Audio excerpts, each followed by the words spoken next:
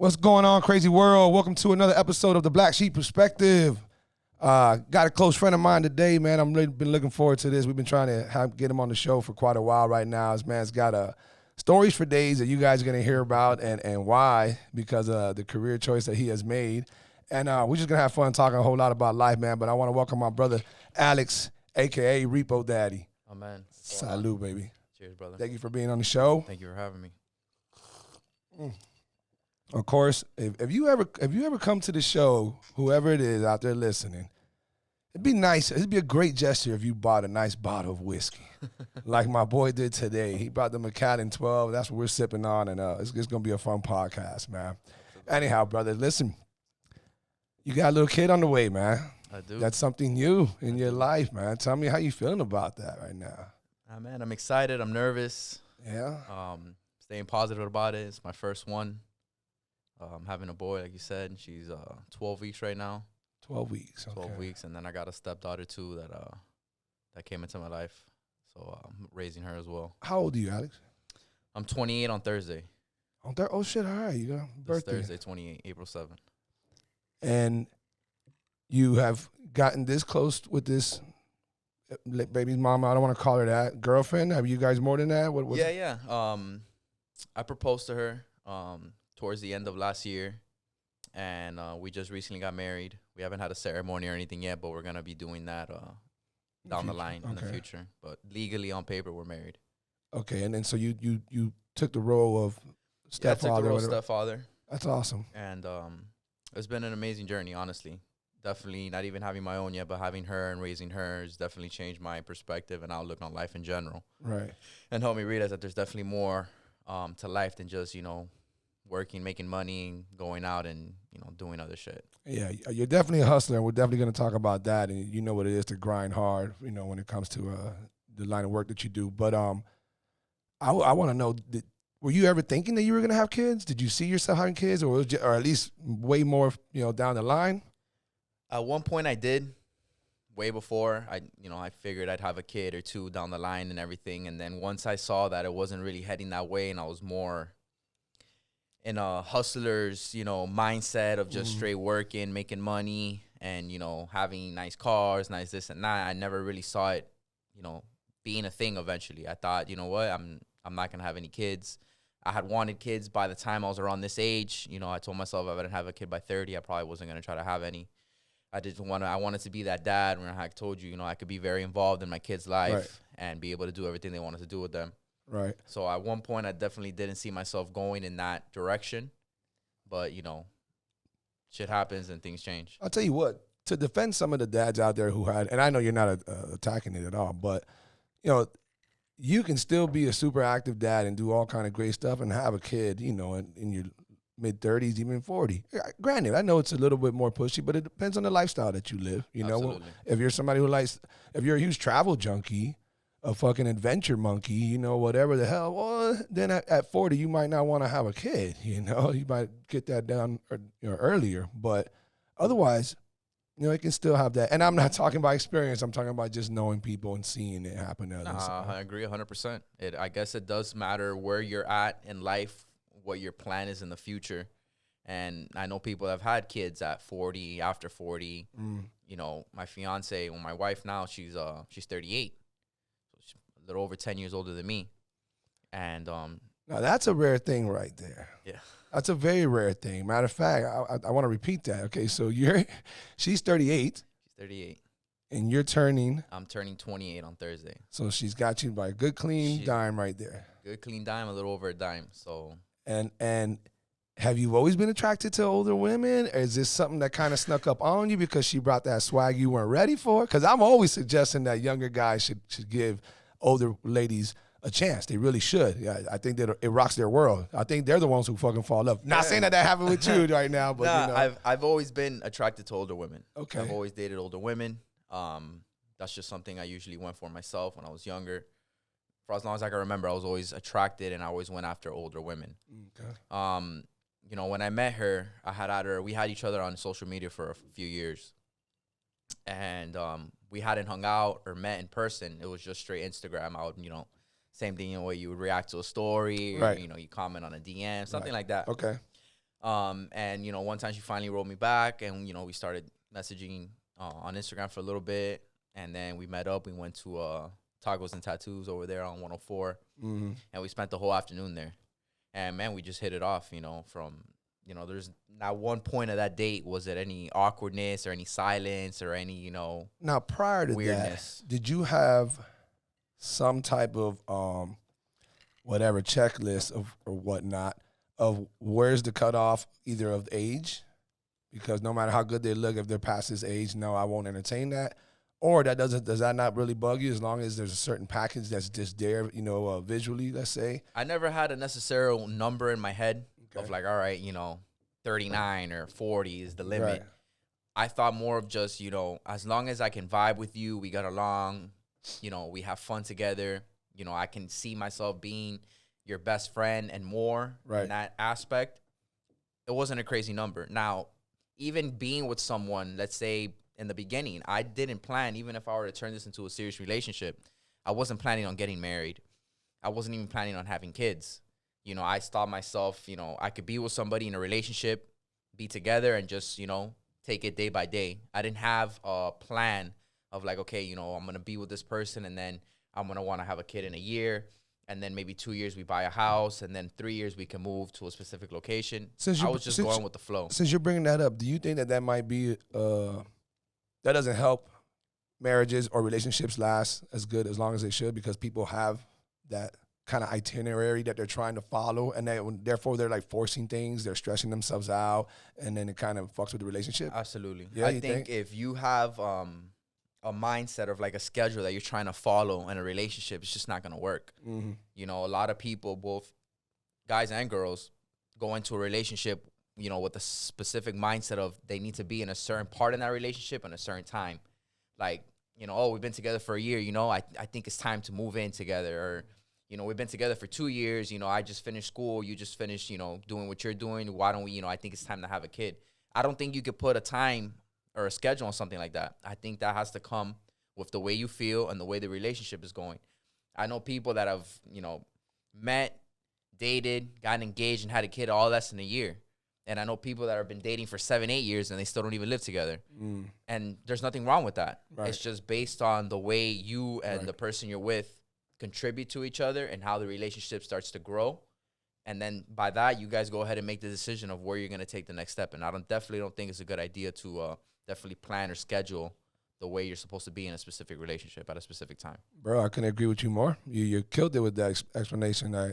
You nailed it. It's totally true. And unfortunately, more often than not, that is not the process. That is not how people think. More often than not, because of old school ways, old fashioned ways, old traditional ways, still some of the impacts of our, you know, abuelos and even our parents, you know, which is, I mean, think about it, homie. And I've talked about this on several podcasts because I'm very opinionated on this topic. The generations before us, you know, you're 28, so maybe your parents, but maybe not, but definitely their parents, and then definitely, you know, great grandparents. They were like, they were trying to preach that you should be wifed up, ready to get married or married, and with a kid, all by like the age of 25, 26. Yeah. Like, and they think that you should choose your career and stick to it and commit to it by the same time period, during the same time frame. You're talking about a balancing act that is so stressful on anybody. It's stressful, and it's now in the fast-paced world that we live in, it's just not necessarily doable, but in the long run, it doesn't turn out the way you think it's going to turn out or the way your grandparents saw that it should turn out, because we're living in different times now. You know, back when our grandparents were dating and in that scene, there wasn't social media, there wasn't all these adding factors that, you know, would contribute to that not necessarily working out for you. Right. You know, so they see it as a way of, you know, well, I got married at 25. I had my career, I had a house, I had a kid, you know. So definitely my kids and their kids are definitely going to, you know, need to follow in those footsteps. And that's not the case. I just also think that, one, at that age bracket, given certain exceptions, certain people who came up faster because of what life, you know, gave them. Correct. Except for those, most people are just not that mature. They're not mature enough. They're not fully developed in those mid-20s. We're still a bunch of come mierdas, bro. Yeah. We're still doing stupid shit, making unwise decisions. We still don't got it together. We still don't know how we fully like it in the bedroom. We're still fucking testing Still shit out. experimenting, still Yeah, trying there's to some figure people shit at out. 30 where it's like, oh shit, I never done that before. Ooh, you know, I mean, it is. So you got a point. everything plays a role, but I do agree with everything you said. I just also think, man, we're too immature to be making decisions like that. If especially when our influences is this time frame thing that we're talking about, you know, where hey, you have all this figured out, and then it's also, you know, you mentioned that they use themselves as references, you know, grandparents of ours. Well, look, you know, I did it early, and we're here, and you Turned out guys came in, great. it turned out great. I think a lot of times it's bullshit. To them, turned out great is we made it, but it was a fucking rough road, and I don't even fucking hug this man. Yeah. I haven't slept in the same bed with him for the last 10 We've years. been and it's- separated 4 times. yeah, and like no, we dude, sleep in like separate rooms. you said it earlier, and I remember when we did lunch, you know, a few days back. You know, you want your significant other, you want your life partner to be the closest thing to your best friend, like for real best friend. Like have fun, be stupid, act whatever together, watch the same shit, you know, all that dumb shit. Correct. You don't want.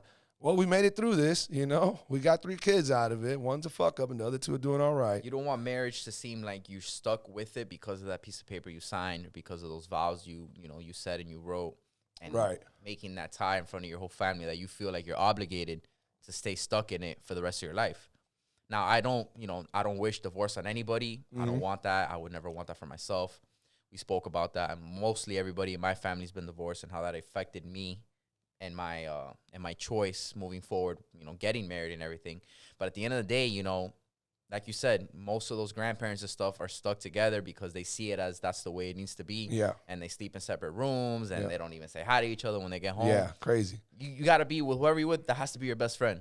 You got to joke around with them. You got to have fun with them. That's got to be your go-to person in life. And I'm not saying, because I hate when people say nothing's perfect, Wes, and I'm not saying that at all. Far from it. Everybody's gonna go through their bumps and bruises and little letdowns, and you know, the get to knowing each other process. Oh, I haven't been through a bad drunken night with you. I've never seen you snap on me like that before. You know, now let's see how long it takes you to get over it. You know, those are all small experiences that happen. So I'm not saying that. I'm just saying that, yeah, like what you just said, you know, piggybacking it. Everybody should be aiming for the closest thing to their best friend. Not we're on a timetable. Now we're here. We got financial ties and a couple kids. We might as well tough this shit out. Don't make it a big deal. We'll be all right. What the fuck?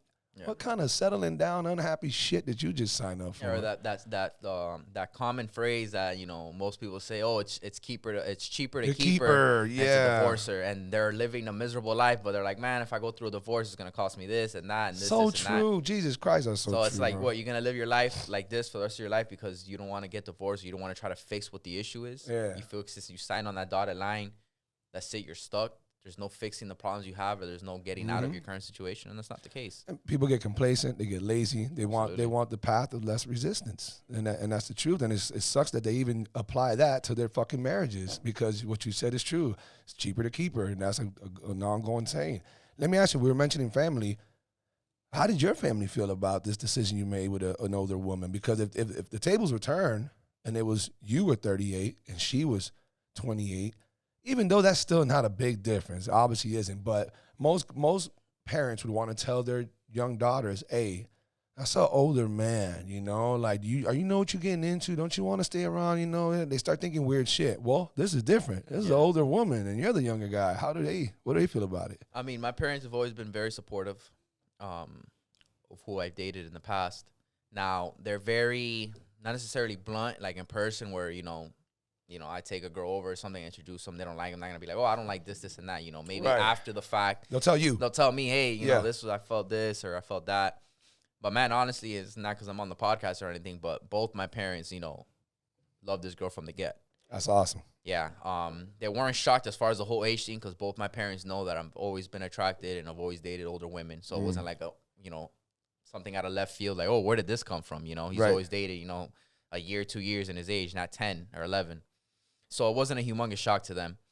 And they're very supportive because they know, you know, that for one, you know, when I brought her into the picture, you know, it's not, first impressions are important, but, you know, you got to see how the way someone is down the line, you know, how they react with other people, with family. Exactly. And, man, you know, she reacted great with my mom, with my dad. You know, when I brought the baby around, the same situation. My family was very welcoming to her. And vice versa. You know, she wasn't awkward, or she wasn't quiet, or she wasn't, you know. Where are they from, your parents? My dad's Cuban, my mom's Colombian. Okay. Well, did they come from there? They migrated from here? My dad was born here. He was born here in Miami at Baptist, but his parents were born in Cuba, and they came. My mom was born in Colombia, and she came over here. I was born in Colombia as well, and I came over here when I was a baby, and then they met here, and then. Now they have both got divorced, right? Correct. My parents got divorced when I was a freshman in high school. My mom had been divorced once prior to that, so this was my mom's second divorce, my dad's first divorce. And like I had told you, you know, pretty much everybody immediate in my family has been divorced. You know, my grandparents on my mom's side divorced, my cousins divorced, my aunt and uncle divorced, you know, cousins and close friends divorced. You know, my uncle who lives in Tampa also divorced. You got to break the cycle, man. Yeah, so, but like I said, you know, going into that mentality, you know, when you're surrounded by stuff like that, you growing didn't believe up, in the future, yeah. I didn't believe in it. You know, my parents divorced, my mom more than once. You know, my closest aunt and uncle divorced once. My cousin, who I grew up with, divorced. And I've seen some of those divorces, you know, and they were real ugly, you know? Yeah, they all are, man. That's bad, yeah. I was very blessed that my parents' divorce was very respectful and, you know, very mutual. There wasn't any child support. There wasn't any fights. There wasn't any, you know, restraining orders or cops. You know, they got to a point where they realized it wasn't going to work out, and the best thing for them was to separate, you know, even though they had kids in the picture. Mind you, I was 14 going on 15, you know, when this went down. So both me and my sister were already at the age where we, you know, we could accept the fact of, you know, they didn't want to be together. Right. And we could adjust to the way we needed to adjust and move on with life. You know, and even after that, my dad was still very involved, helping my mom with certain things. And my mom didn't cut my dad off either. And they say, hey, you know, we're divorced. That's your problem now. That's great. That's you know, a rare they still thing. helped each other out. Yeah. And they knew that they had, you know, 2 kids that they still needed to, you know, co-parent with because we weren't 18 yet. We were still in high school. And they made it work, you know, and they still to this day have a very respectful, good relationship towards each other. You know, I've been out and I'll FaceTime my dad or my mom and I'll put the camera on them and they'll say hi, you know, they'll crack a joke, this and that. That's cool, man. Yeah. And I think that was the best outcome of a divorce, you know, was where you can be mutual and still have a respectful relationship with, you know, someone you used to be with. It's a reminder that it's doable, you know, because it's rare. But it's rare, but definitely doable. Definitely doable. 100%. You can see that, so that's cool. My parents did the same thing. So we were older, but they did the same thing, and they maintained friendship with no funny business in between, straight friendship. And my dad had girlfriends, and they were accepted with my mom being cool. They had a good thing. Yeah, that's definitely rare, you know, and that sucks. But what sucks more is when they fucking stay together forcefully. So yeah, divorces suck, but I encourage that. Hey, if it ain't working out and you just ain't feeling it, yeah, get out of it. Get out of it. You know, keep it moving. I don't necessarily think when it's getting tough that you should just go ahead and not definitely tough. Automatically try to say, hey, you know what, let's get divorced. But a lot of people unfortunately do that. The quickest thing, a lot of people think, hey, let's just get a divorce and this wasn't meant to be. Let's go ahead and go our separate ways. Yeah, no. I think you should definitely try to establish what the problem is that you're having in your marriage and try to see if it's fixable. Because, you know, Agreed. especially if you have kids involved, you have a life together, why go ahead and just throw it all away when there's a good chance that whatever you're going through is fixable? You know, it's, you know, counseling. You know, you guys can go to meetings together, sit down, see what's bothering you, see what's bothering me, lay everything out on the table, right, and try to see if there's a solution to this problem to go ahead and save the marriage and continue it, you know. But you're right. Sometimes you get to a point where there's absolutely no way out. Right. It's not fixable. You both established that, and then the better thing would be to go yeah, ahead when I said that, I definitely meant it with those intentions. Yeah, without a doubt, do all the efforts that you just said about it, and that's a perfect way of saying it in regards to the steps, you know. And then if you hit a wall, whatever that is, and it's, okay, this isn't fixable. It's just now, you're to this, I'm to that. We tried, you know, but absolutely, you know. So yeah, I definitely commend that. But, you know, hey, dating is a motherfucker. You know, the pressures of your peers and your friends and families and career choices, and you know, that's a motherfucker. You know, it's not easy. I just think that people should slow it down. I think that through your 20s, you know, you're an exception. There's several exceptions, but it's exceptions. It's not the common denominator.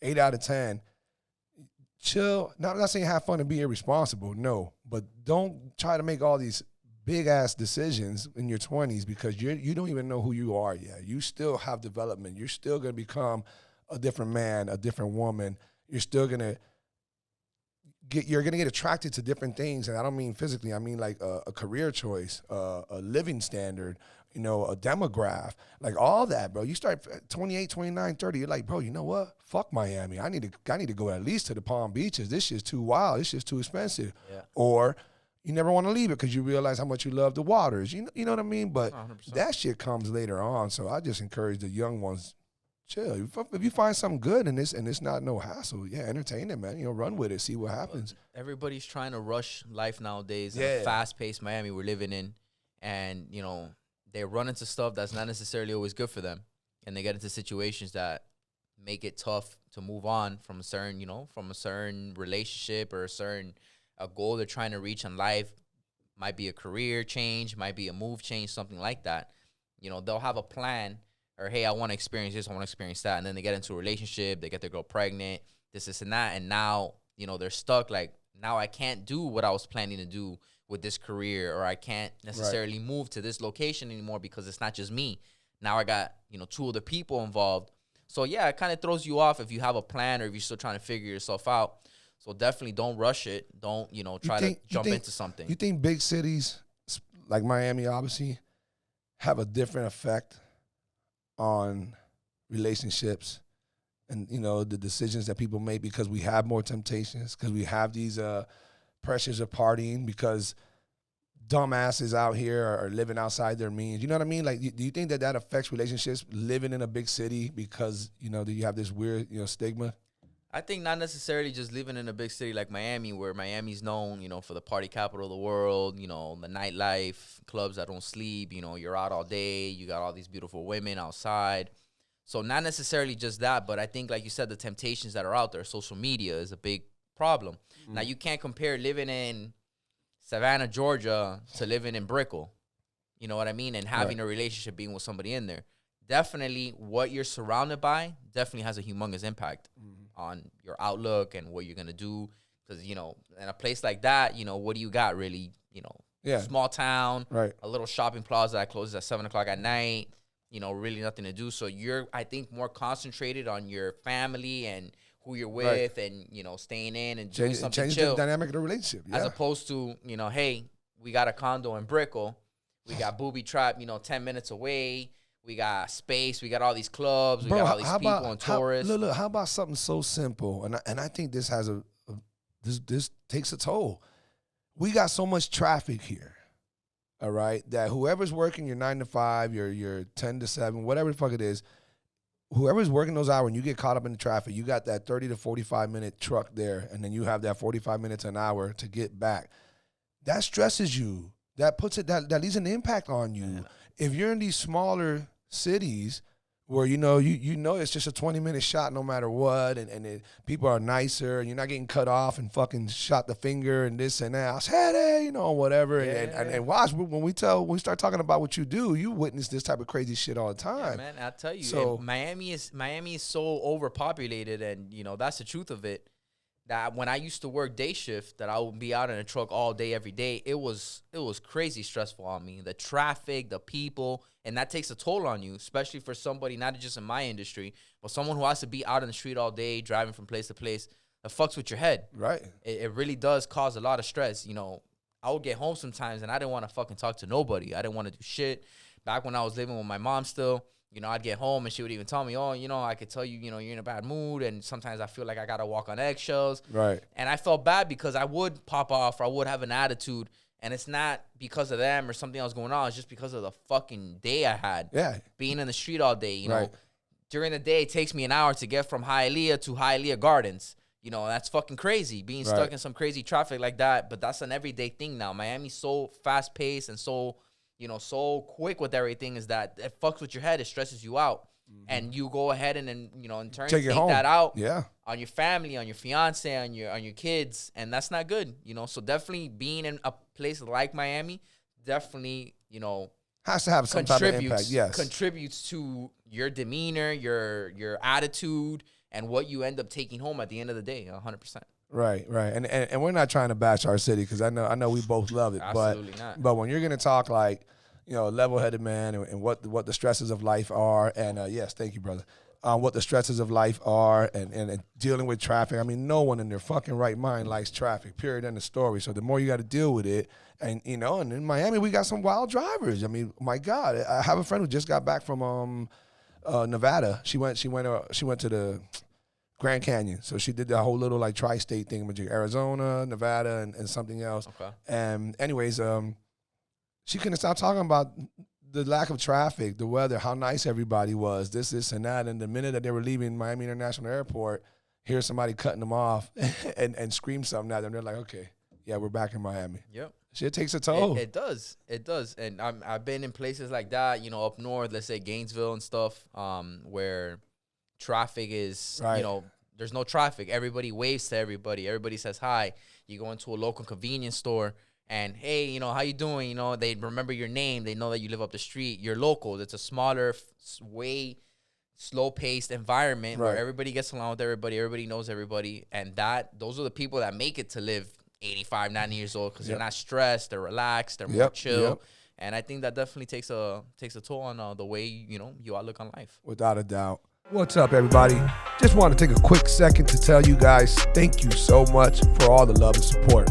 We are officially into season 4 of the podcast, and I have an array of brand new guests that you guys are going to love. For now, enjoy the rest of it. Yeah, I mean, hands down, bro. At the end of the day, big city life is just a different life, different influences. And matter of fact, you and I were talking about this. Alex, we were talking about it in regards to, like, I don't know how often. It's definitely a worldwide problem. It's definitely a United States problem, but it has to be 10 times bigger in these bigger cities. And I'm talking about people trying to outlive outside their means 100%. because they're trying to flex something they don't fucking have. Yeah. And I know we see it tenfold over here. Yeah, man. Everybody is so you know, closed in on trying to impress motherfuckers that they don't even know. You know, they're trying to impress girls that they don't know. And most of these guys and women, you know, they try to impress people that are inside their own clique, you know, people that they fuck with heavy. You know, they feel like, you know, I got to drive a better car than he does. And this girl's got to have, you know, the nicer shoes and the nicer outfits than what she has. And they live outside their means. In Miami, it's all about the flex. It's trying to impress everybody with shit that you don't have. Right. You know, and I had made this point once to you before when we ate the other day is that, you know, everybody's trying to live outside their means so much that they get themselves into a bind. Exactly. They get themselves into debt.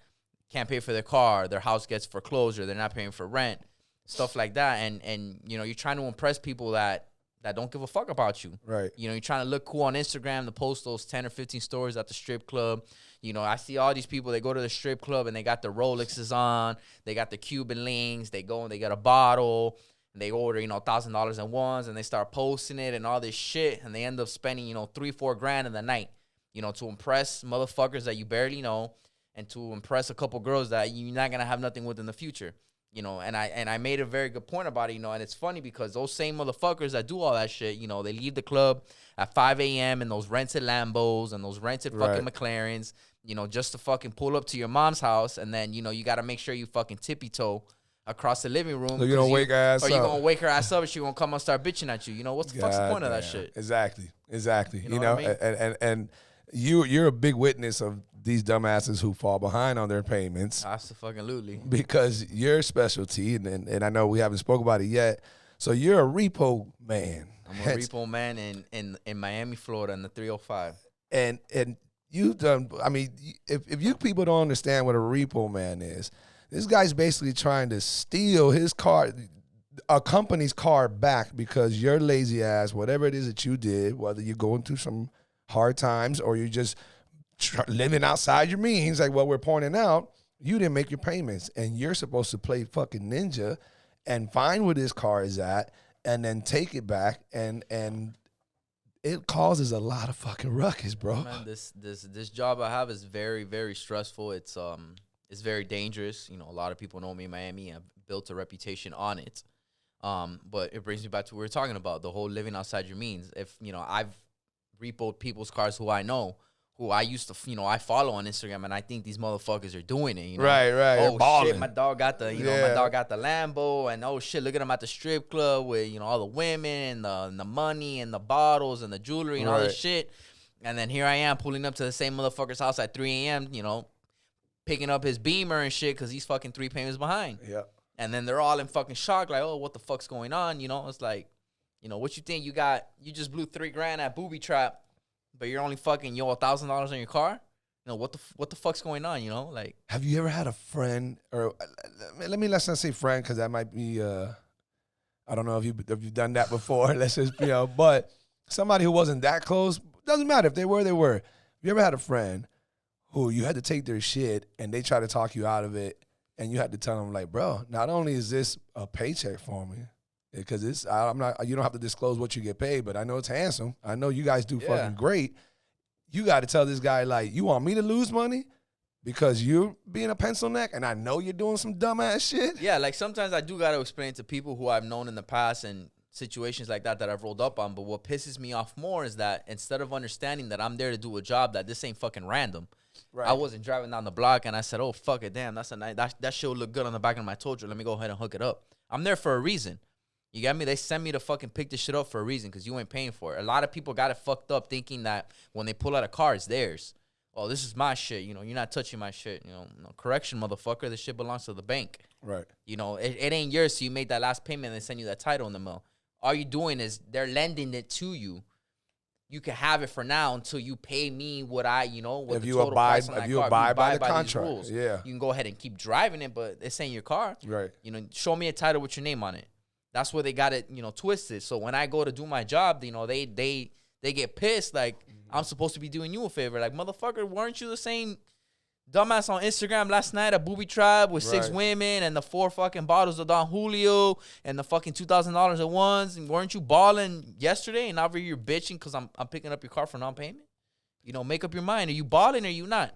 But it brings us back to the point where it's called, the term Instagram ballers, the flex, trying to look hard for people you don't fucking know. So everybody that goes on Instagram, they follow you. They're like, oh, this motherfucker's really doing it. This motherfucker's got the life, look at the women, look at the cars, look at the shit he be doing, look at the places he goes out to eat. Like, it's all fucking, he's got it.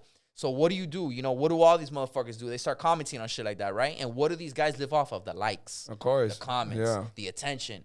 Oh, look, I just opened up my Instagram and I got fucking 7 DMs, from all these different women wanting to go out and all these guys telling me I'm the man and I'm a boss and all this shit. And that's a high for them, to feel all fucking hyped up and feel big because, they feel like there's somebody and people are looking up to them. In reality, they fucking live in a fucking box. Let me ask you this. Let me put you on the spot because you speak about a high. Do you get a high when you do these licks? Some shape or form, they're licks, in a weird way. It's you doing some... not shady shit, but like it's some real ninja like shit. This ain't you're parked in the wrong spot and I'm just like a tow truck. Yeah, irregular. No, you're trying to be sneaky. You ain't trying to be seen, and that violence will come your way. Definitely, it's like a lot of people say. The term is license to steal. Legally, because technically we're stealing cars, but legally, I'm definitely going in. In the middle of the night, I'm waiting for you to get out of the car. You see my videos, I've been following people. I turn it into a little something. And a lot of little people know and that comment and hit me up on wanting to get into this shit. And I'll tell them, hey, listen, don't let my Instagram fool you. Don't let these videos and shit fool you because I put the little sound and the emoji and all this bullshit following them and everybody's fucking dying with it, which is, entertainment for you guys. But this shit gets real and it gets real fucking quick.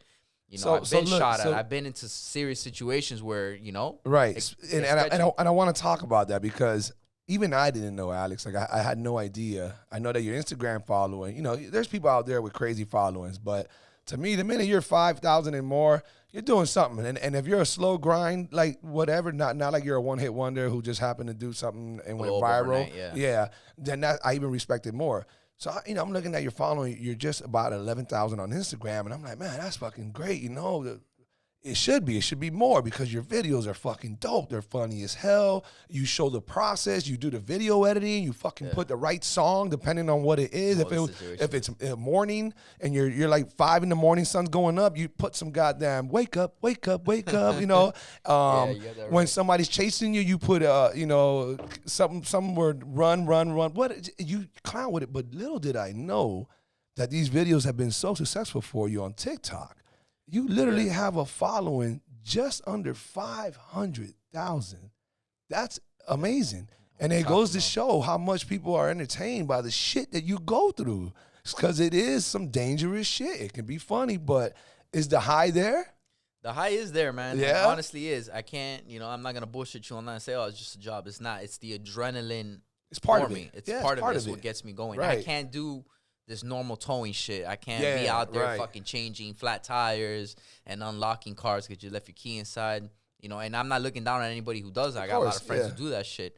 But for me, it was definitely the adrenaline of being sneaky, following people, trying to get the hard. I didn't want the easy shit. I didn't want the cars that were just there sitting for the taking. I wanted the motherfuckers that were doing Uber Eats or Uber, and I had to follow them and wait for the right moment to get them. Motherfuckers that were hiding their cars behind gates and backyards, blocking them in with other cars. I like the challenge. Right. Because at the end of the day, when I was successful with it, that was the fucking high. Everybody thinks it's just a tow truck and shit. You have me on TikTok. My TikTok definitely blew up to almost 500,000 followers already based on all the crazy shit I would post. It wasn't just me grabbing a car, pulling out of a driveway. Oh, no, that's the last thing that you do. Yeah. It was me jumping a fence, running through somebody's yard to unlock a car that was locked and put it in neutral and actually just pushing it out with no tow truck. Right. Or moving a car to grab another one. Sometimes you'll call a homeboy and you'll have him my boys and I'll have him grab one car so I can grab the other one. You got these names to the maneuvers that you guys do. Yeah, and it's a fucking art form, believe it or not. Yeah. A lot of people, it's an art form. It's not like normal shit. When you got to get so good at this shit that where you grab the car the first time, you're out with it. You don't get that fucking second or third chance because, most of the cars we're going after are in the hood. From these gang bangers or drug dealers, and it is what it is. Right. But they ain't ready to give up their car, and they're going to fight for their car. Nowadays, these motherfuckers are fighting cops and popping off on nobody. Of course. A repo crazy. Guy? Yeah, they're not going to think twice. You think they're going to think twice to shoot out a repo man that's taking their fucking car out of their yard at 3 in the morning? Right. To them, it feels like, motherfucker, you're trying me right now. Like, you're stealing my car. Fuck the paperwork. Fuck that you're allowed to be here legally, by law.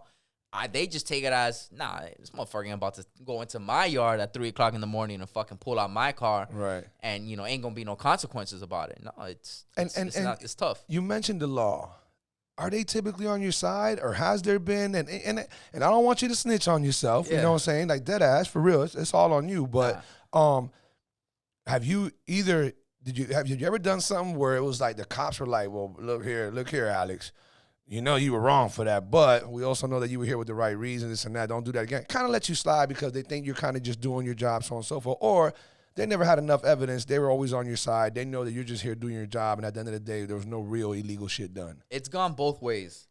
He takes a sip right after that. It's gone both ways. It's gone both ways. I got to be honest. I've done definitely shit that I'm not supposed to do to get some of these cars out. Okay. I'm not going to go into the fucking details of it. Right, okay. But yeah, there's shit that we're allowed to do and shit we're not allowed to do. And I'd be fucking bullshitting. Everybody watching this will know I'm bullshitting if I were to tell you I've done everything by the book. Right. I haven't. Okay. If I did everything by the book, I wouldn't be where I'm at today. I wouldn't have the reputation I have, and I wouldn't be as successful as I am in this industry. Doesn't that damn near apply to almost everything? Absolutely. Like real shit. I don't give a fuck, and I'm not trying to say cops, but from cops to corporate people to like, hey, you got to bend some rules in order to really make shit happen. Right. If everybody, and I'm not trying to fucking recommend breaking the law or breaking rules. Right. But in any real industry or career job you're doing, unfortunately, you do got to bend the rules sometimes to make shit happen. And that's the gist of it. I've been very blessed that all the crazy shit I have done, I've never been in trouble for it. I've never been arrested on a repo, never gone to jail for it. Nice. But yeah, I've been reprimanded for shit that I shouldn't have done on the spot with cops, with banks, people that have found out certain things that I've done. Okay. And shit like that. But as far as the cops having our backs and everything here, I think it's more of a 50-50. It depends on the officer that comes out to the scene. I've gotten into serious fights with more cops than I have with the actual owner of the car because the cops come out and they get stupid and you got to drop the car, beat your piece and all this shit. And then I've had cops that come out where I'm talking about they literally pull 4 people out of the car Be like, yo, you got to get out. You know, car's up for repo. You're not paying for it. You know, either you walk or you go to jail. So I'm not going to get into the, you know, was that allowed? Was the cop allowed to tell him that? Are you allowed to do what you do?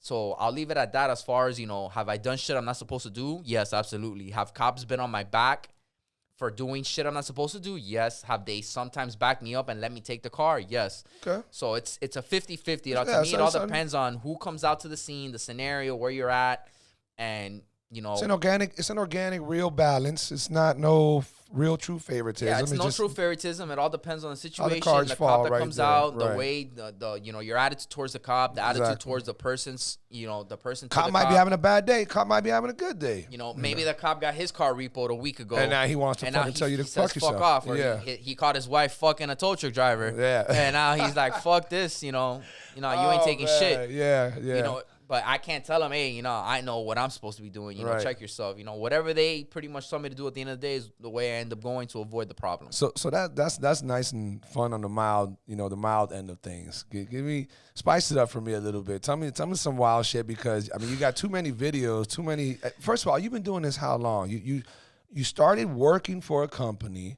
and you did that for how long before you did your own thing? So I started Repos when I was 21. 21. You're 28 right now. Okay. I'm going to be 28 on Thursday. Okay. I started doing Repos shortly after my 21st birthday. And like I had said, you know, I had always wanted to get into it. Growing up, I was watching the shows, you know, Operation. That's right. Yeah. What was it? Yeah. Okay. There you go. I was watching Operation Repo. That was whatchamacallit, stage show. Some of that, you know, that was, I'm not 100% sure if that one was staged. That was actually one of the ones that I thought was more of a reality show, that the cameras would actually follow these people on actual repossessions and stuff like that. The ones that are staged, which are still very insane, the Miami South one. Beach Toll. Yeah, you know what? You just corrected me. You're totally right about that. South Beach Toll, Lizard Lake. Those are all staged shows. Because but, of the popularity that Operation Repo had got. That was one back in the day when I was a kid. And I remember watching that show with my dad on fucking Sunday mornings on True TV and shit. And I remember, you know, us fucking laughing and having a great time watching this shit. Shout out to True TV, man. I was a big fan of that. Shout out to True TV. They used, you know, these people used to get jumped and they'd fucking go on these missions and stuff like that. And watching that, I was always into it. I always loved the fucking aspect of it. Right. I remember we'd be out and I'd see a tow truck pull into a parking lot, you know, in a shopping center. And I used to tell my, wait, you know, look, I know it's a repo truck because it had no lettering. It had just the R number and shit like that. And I would go and they would see it and they would hook up the car and I would leave. And I remember watching that shit, like, you know, all hyped up because I knew the background of it. I was old enough to understand, like, you know, technically they're stealing a car you know, without the person knowing. And that shit was just always adrenaline. Yeah, a little adrenaline. I wasn't even fucking doing it yet. Right. So I was like, man, when I'm old enough, I gotta get involved in this shit. Okay. And that's what I did. You know, I was 21. I had a buddy of mine who was doing the spotting. Those are the guys that just drive around, you know, spotting the cars that are up for repo. Okay. And he was real involved in it. And, you know, he's like, hey, you know, I could put you in. You know, I can get you started in it. And, you know, I went for an interview with the company, and I got the job. And I started doing it part time because I was working with my dad still up during the day. So I started doing it part-time at night from around 6 in the afternoon till 12 at night, 3 days out of the week. And on the weekends, I'll do a full shift. I'll do from 7 at night to 7 in the morning. And I started just doing the spotting, getting familiar with the software and how everything works and stuff like that. And you told me, correct me if I'm wrong, that per car, and it depends on everything, right? Year, model, value, whatever, per car, or maybe how much is old. I don't know. You can, again, correct me if I'm wrong.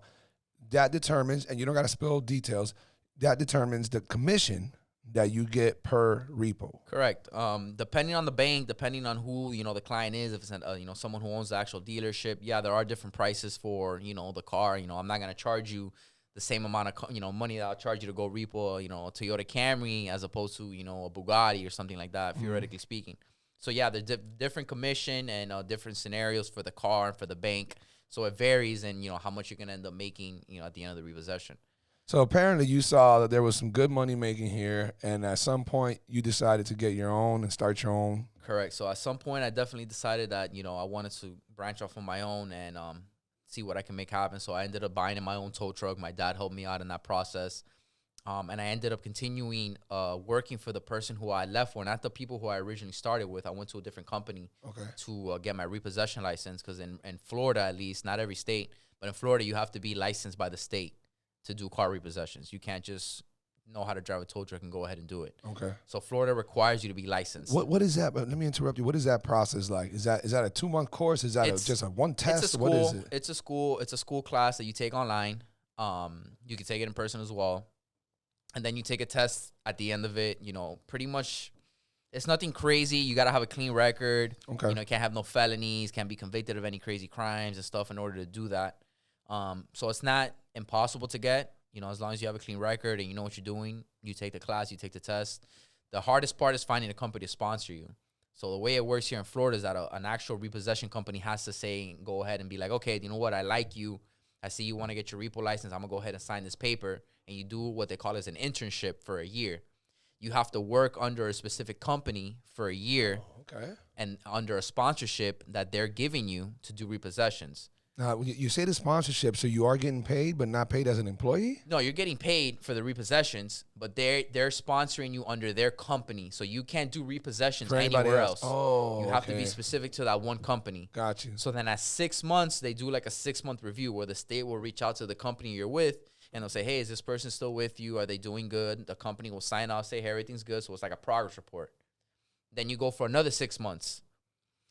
Same company, same scenario, same everything. And at the end of the year, they could sign off on your sponsorship, meaning now you can go, if you wanted to, you could go open up your own repossession company, pull out your own licenses, stuff like that, and you get a different license. So there's 2 licenses, an internship license and then a full repossession license. And this is pretty much the process you eventually followed? That's the process I eventually followed. There's no way around it. You had to do it. Okay, right. So I found a company, you know, in Broward to sponsor me. I did my sponsorship. I got my own repossession license where I was able to do whatever I needed to do.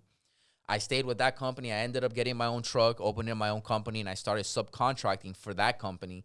Meaning, so they had so much work that, you know, they subcontracted out like other companies and stuff do with certain things. So they'd send me a specific amount of repos to go after, and I'd go after them with my truck. And I started advertising my company a little bit, and I started getting my own dealers and stuff like that. And I stuck with that. And, you know, I ended up falling out with the person I was with and went my own way altogether. But the point of it is that, you know, here in Miami, at least, you know, opening up your own business, anything in general, not just tow trucks or repos or whatever, isn't easy. There's a lot of competition in everything you do. When did you decide to start recording stuff? Was that immediate or was that after? No, it wasn't immediate. I would record it, you know, or I would start recording more like if something happened. But as far as posting it and everything like that, like all the crazy shit, it wasn't from the very beginning. Once I saw that, you know, I remember I posted one video for shits and giggles, you know, it was a repo that went bad and it blew up. You know, a bunch of people ended up reposting it. These big pages started reposting it, and I started getting, you know, followers off of that and people hitting me up. So I said, man, that was just one video, you know. What happens if I would actually fucking really just put some effort and start posting some real unedited, like reality shit. Nothing staged, nothing fucking scripted, raw, unedited shit, which is what I started doing. You know, TikTok had been open forever, and everybody had been telling me to open up a TikTok, and I was just like, I don't really fuck with TikTok. You know, I thought it was more kids like dancing. Kids dancing. That's all we think. Yeah, kids in supermarket making stupid videos and pranks, shit like that. I didn't really see it being a platform for what I do. I did the same thing, bro. So I was very fucking skeptical. I was like, I don't really go fuck about TikTok. You know, my Instagram blew up, so what's some for it? You know, based it on what I was posting, not even on my actual Instagram, what I was posting on my story, which would end up disappearing in fucking 24 hours. And that shit started growing. So I said, fuck it, you know, let's open up a TikTok, let's see what happens. And fucking took off. Way faster than what I thought it was gonna take off. What's the most views you've had on a video? And right not YouTube, because we're gonna get to YouTube, on TikTok. Well, TikTok goes more for the likes and the comments. I've had a little over 15 million views on one video. Jesus Christ. On TikTok, and you know, 400,000 likes on one video. And here's a funny shit that you had asked me, you know, when we were hanging out, when we had lunch. You were asking me how many subscribers I had, and I was, you know, telling you that. And I'm over here proud of my little, you know, subscription amount, because I've only been doing this so long. And with podcasting, it's different. You know, you're not putting out quick fire drama, fucking getting shot at, old ball Cuban chasing you with a fucking hierro in the hand, you know, and you're pulling a gun out on him. Like, you know, people love that wild shit and they like that quick shit. So I don't expect any kind of the same success like that with due time. And then I asked you, I go, why? And then you're like, I have a YouTube channel. I'm like, oh shit, you do as well? Yeah. but I only got 2 videos. I'm like, but why? You have like fucking 50 TikTok videos. Yeah, I know. And then you told me you're very busy. Yeah. And you're going to work on that. And I know you're going to kill it. We go to your YouTube channel. You're like, oh, yeah, I got 56,000 subscribers on 2 videos. That was a kick in my dick, bro. 2 fucking videos. You got 56,000. It just goes to show you that people love to see that type of wild shit. That was definitely a wake-up call for me, you know, when I was, with people who were looking at my YouTube and were like, yo, how the fuck is this even possible, you know? I know motherfuckers that have 25, 30 videos. They've been trying to fucking blow this shit up for a year and a half. Right. It took me about, I'm going to say maybe 6 months with those 2 videos to get to over 50,000 subscribers. One of those videos has 33 million views. The other one has 15 million views. That's insane. Aren't you supposed to get a plaque sent to you? Yeah, or at specific time, the way YouTube works is you got to have amount of watch hours. So you told me that. That's right. Yeah, since I only have 2 videos that aren't very long, the watch hours, the views are there. YouTube reached out to me, and they told me straight up, like, yo, by the way, you're fucking popping. I forgot to send you the... Oh, yeah, that guy's info. Yeah, that's my bad. I had gotten an email from YouTube like, yo, like, this shit is popping. You got 50,000 subscribers. There's one video has 33 million views. You know, it's all about the watch time, but the videos need to be longer. You got to start posting more, and man, I'm telling you, it's going to fucking take off. What's the YouTube channel called? It's called Repo TV. No marks in between, just Repo TV. Repo TV. Damn, bro, do you understand? Somebody will pay you for that fucking name. Yeah, man. I've had people offer me trying to buy my I bet you get a channels. big offer for that name. Yeah, so Repo TV is the YouTube, and then Instagram and TikTok is what I've been known for. Repo Daddy, right? That's which been my name since day one. But and I know we want to talk about it. You know, you actually decided to tone that down, though. You actually decided to start walking away from the Repo Daddy obviousness of your truck and your tag because people were starting to I was very recognized in Miami, not just because of the truck, but me in general. So yeah, I definitely had Repo Daddy on the back of my truck. Everybody would know, I'll drive by or be saw him and everybody, oh shit, that's Alex, that's Repo Daddy, this and that. Right. And it was cool, but that definitely did backfire on me because I started getting a lot of heat. There's more than one situation that I ran into somebody that recognized the truck because of my name on the back window and started a confrontation because I had repoed their car in the past, or they had seen it on social media and they linked the truck to me. So I definitely did take the name off, and I did decide to smart decision, shy away from that of being so out there with with what I was doing. Right. So, I think that's a great decision because nowadays people are trying to retaliate for just any kind of dumb shit. Correct. What's up, everybody? Just want to take a quick second to tell you guys thank you so much for all the love and support. We are officially into season 4 of the podcast, and I have an array of brand new guests that you guys are going to love. For now, enjoy the rest.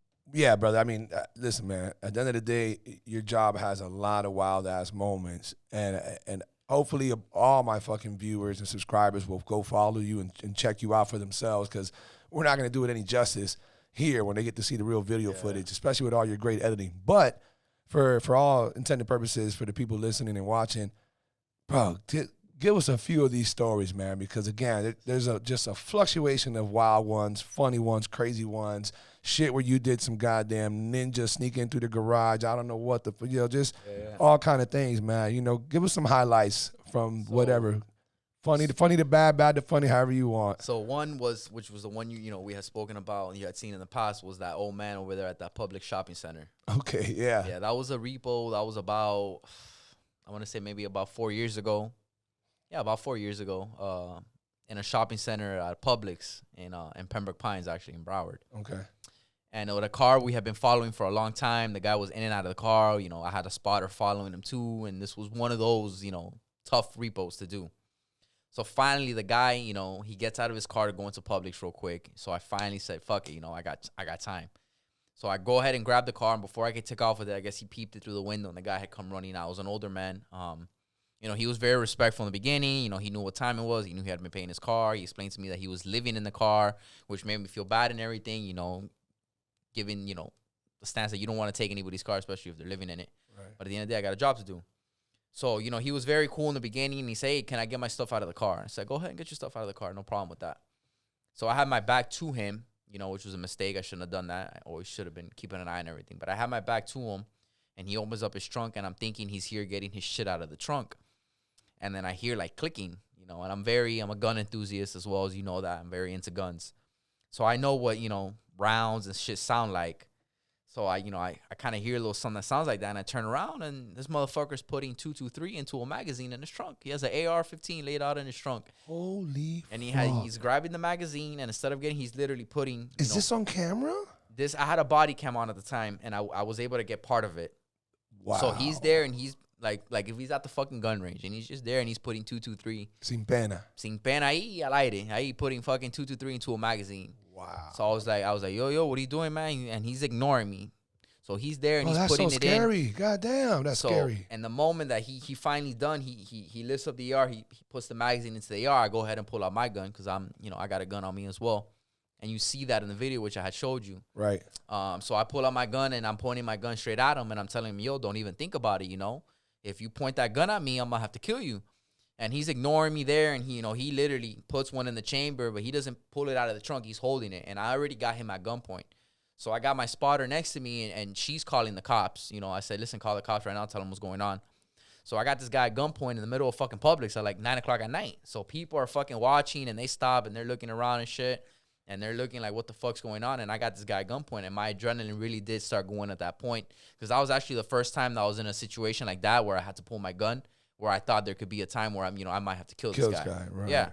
But, at the end of the day, it's self-defense. So I'm begging this guy pretty much, hey, don't do it, please, I'm like lost for breath over here. I'm still trying to I haven't got my whole breath right now. I'm telling them, I'm trying to negotiate. I'm trying to listen, man, don't do it. It's not worth it. It's a car. You can get it back. This and that. And the guy's not saying a fucking word to me. He's tunnel vision on that gun and whatever the fuck he's got going on in his mind. And how much older do you think he was? At least 60s? He was in his 60s. Okay. He was definitely in his 60s. And he's ignoring me. I still got him at gunpoint, and you see all this in the video. And then the guy puts the gun down in the trunk, and he just takes out a fucking hunting knife, which a big-ass fucking knife, which you see in the video. Probably like a fucking 12-inch fucking, hunting knife. It wasn't even a fucking, pocket knife or switchblade. It was a fucking big-ass. I thought it was a rebar. I didn't know. It was just a fucking Rambo shit, fucking right. big-ass hunting knife that, I use for fucking hunting. And he pulls it out, and he has it in his hand, and he starts walking towards me. And I told him, listen, man, that's still a deadly weapon. If you come at me, I'm going to have to kill you. And I always told myself, I've had my concealed, since I was 21 years old. I've always been into guns. My dad, I've always trained. I've always gone to the range. And I always told myself, if I'm ever in that situation, I'm not going to have a hard time, defending myself, this, and that. So now, I got a guy who's got a hunting knife. This is all running through your head all at running fucking through my warp head. speed. Yeah, warp speed. I got my gun pointed at him, point blank, the way we are right now. Right. And thinking, him seeing the gun and everything will fucking like, oh, shit, I ain't trying to die. I just got a knife, I don't want to do this. But the guy was so fucking zoned out. You start thinking, I'm really going to have to kill somebody. Yeah, that was running through my mind. I was like, man, I can't believe this is going to be it. This is going to be the day that I have to take somebody's life over, what the fuck I do for a living. Wow. So I'm pointing the gun at him, and he starts walking towards me. And I'm backing up. I'm not cornered. This is all on video, guys. It's all on so video. Go check it out. I promise you. Yeah, you I got won't be that video disappointed. there. So this is all on video. I'm backing up. The spotter's there. She's freaking out. People are around, kind of filming from a distance because they see the situation. And the guy starts coming at me, and I'm telling him, yo, man, don't make me kill you. You come at me with that knife, I'm going to have to kill you. And the guy starts chasing me. You see that in the video. Yeah, he starts fast. The guy picks up the knife. Yeah. He had it in his hand, picks up his knife like this with his hand, and starts running at me like if he was going to put it in between my eyes. And even in that moment, I still didn't shoot him. I held myself, and I just started running backwards. Right, which is good, which is a smarter decision, yes. I didn't have to do that, Of course. Stand your ground law in Florida, I didn't have to do that. And I'm fucking running backwards, looking back, making sure I don't fucking trip on anything. And this guy's fucking... Because if you do, that could be your life. Yeah. Exactly, So I'm making sure I don't... And finally he stops, and I still didn't take the shot. And in my mind, I'm thinking, like, what the fuck am I doing? Why can't I fucking, waste this guy? And it's man, when you're in that moment where you're making that decision, it's fucking hard. Of course. And I've had so many people tell me, friends of mine that conceal carry, that aren't cops, that just conceal carry and they're into guns, and they're like, I would have shot that guy. Yeah, okay. I would have done this. I would have done that. I wouldn't even give him a chance to even step to me with the knife. You didn't have to do that. And I was like, man, I had that same mentality. I used to say the same shit. First motherfucker that comes at me with a knife or even a baseball bat is getting fucking 2 in the head. I said, man, you don't know what it is to be in that situation. Until it's there, of course. Until it's fucking there, and you're literally pointing a gun, and you have to make that decision.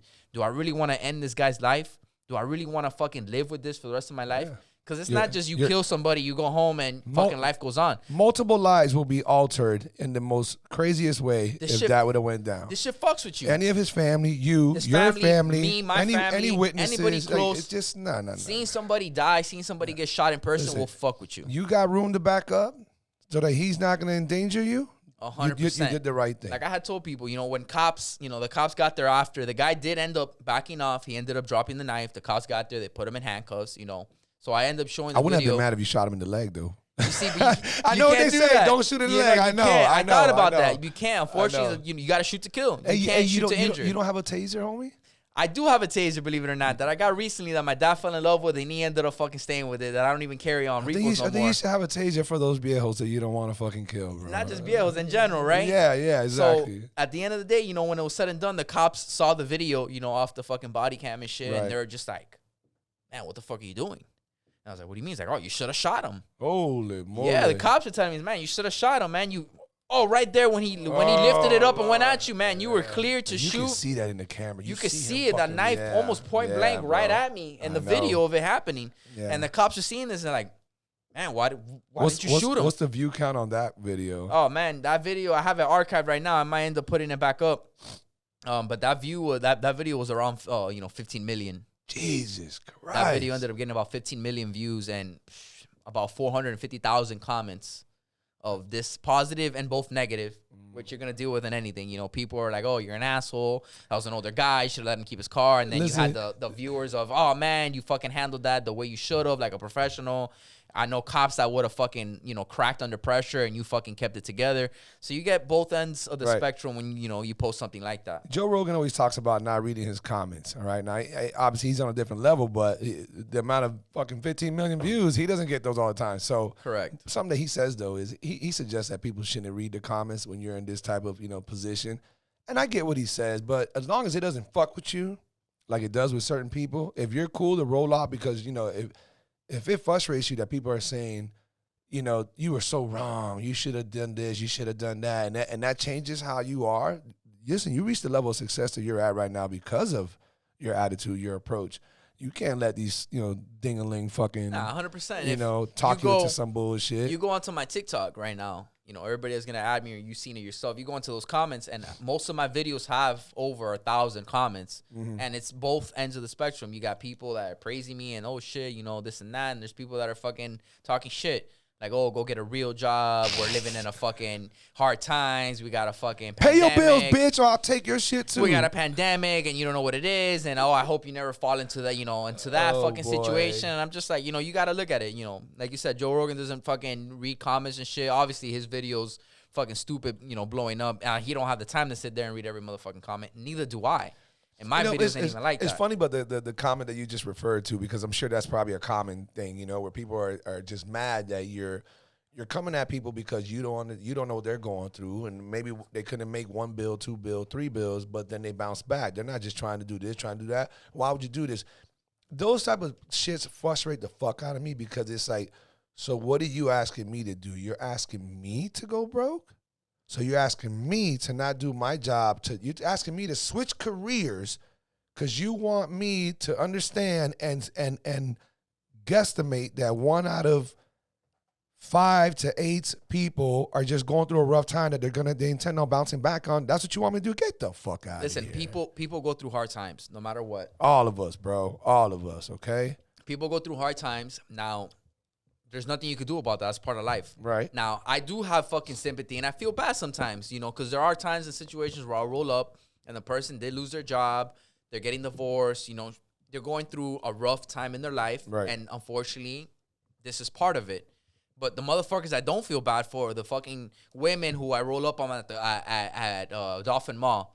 And I'm hooking up to the car, and they're coming out with fucking 3 bags of food. Yeah, 3 bags from Sephora full of makeup, and another bag full of fucking red bottoms and all this bullshit. So right, bro. And they're all fucking upset and give me a chance and this and that, but they got fucking $1,500 and fucking and goodies in their fucking bags at Dolphin Mall. They're out, or the motherfuckers who I hook up at the clubs.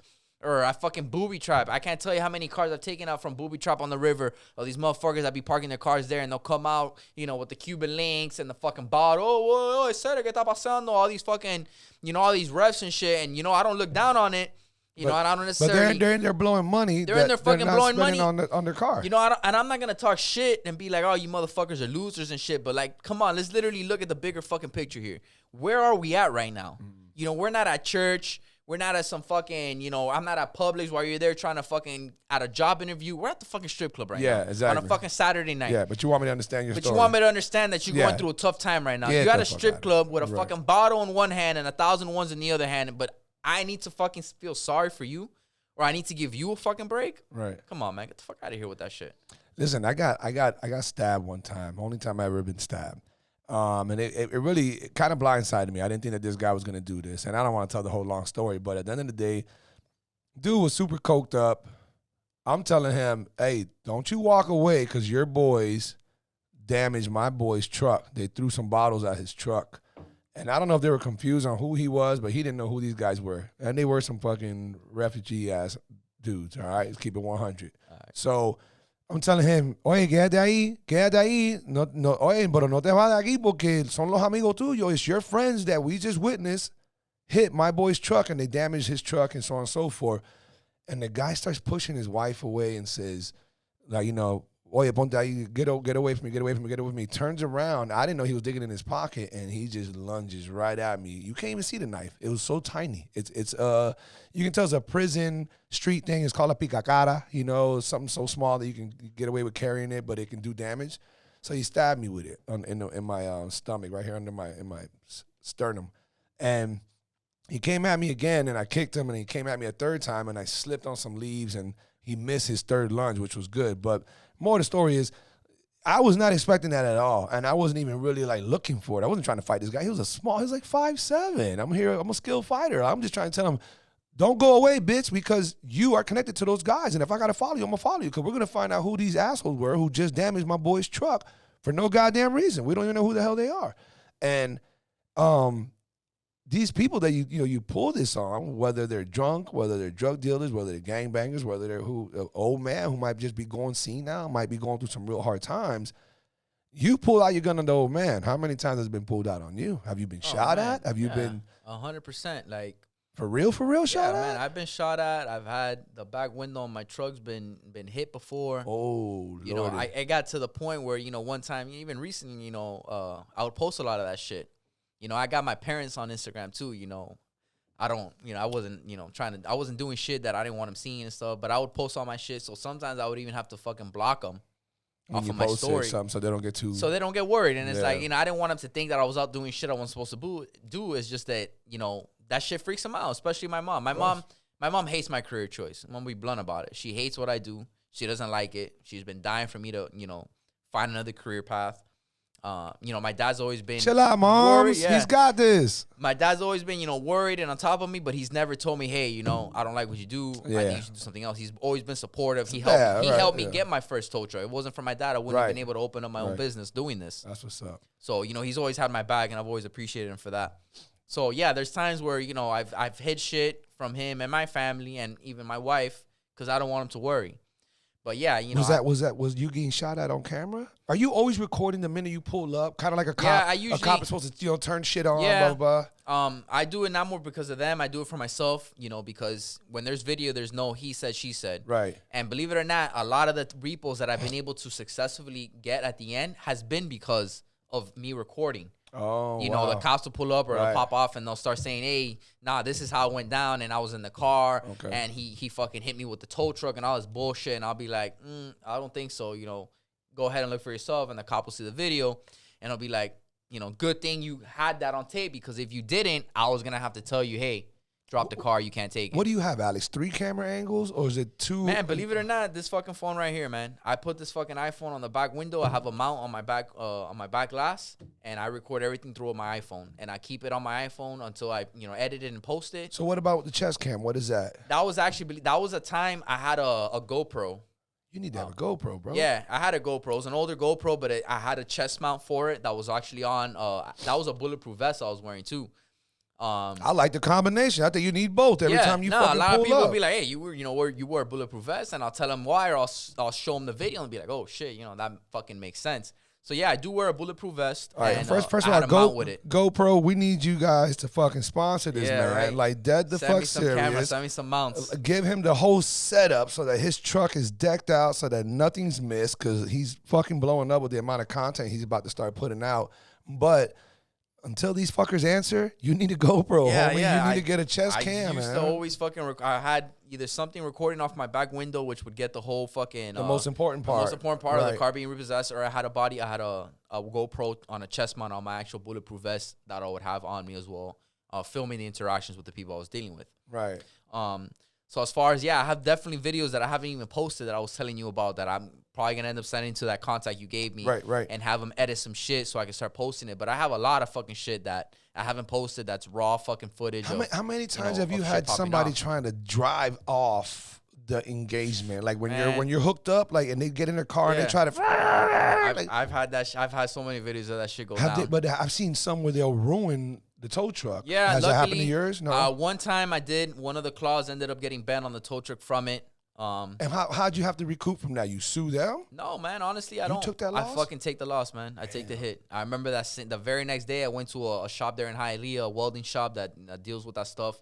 He charged me like $180. He was able to cut, re-weld, and well, that's dope. Palante, as they say, charge it to the game. Right, I can't get caught up with that bullshit and start go going through after all those people. court shit. Yeah, fuck that shit. Yeah. I got the car, the truck got fixed. I'm still making money. Let's move forward. And that's where I go with that. As far as I've never pressed charges on anybody. As far as for shit popped off, being shot at, getting into fights. But you've had the opportunity, though. Yeah, I've had the opportunity. And I don't do it more because I don't got time for the fucking lawsuits. I don't got time for the bullshit. Have you been on the bad end where, like, you did get hit? You did get something? I mean, you dodged some bullets, so that's pretty good. Yeah, I mean, I've had complaints made against me and shit like that. As far as, I got jumped. I've been jumped twice. Outside of the duty or during the duty? During the duty. Ooh. I've been in fucking numerous fights. And,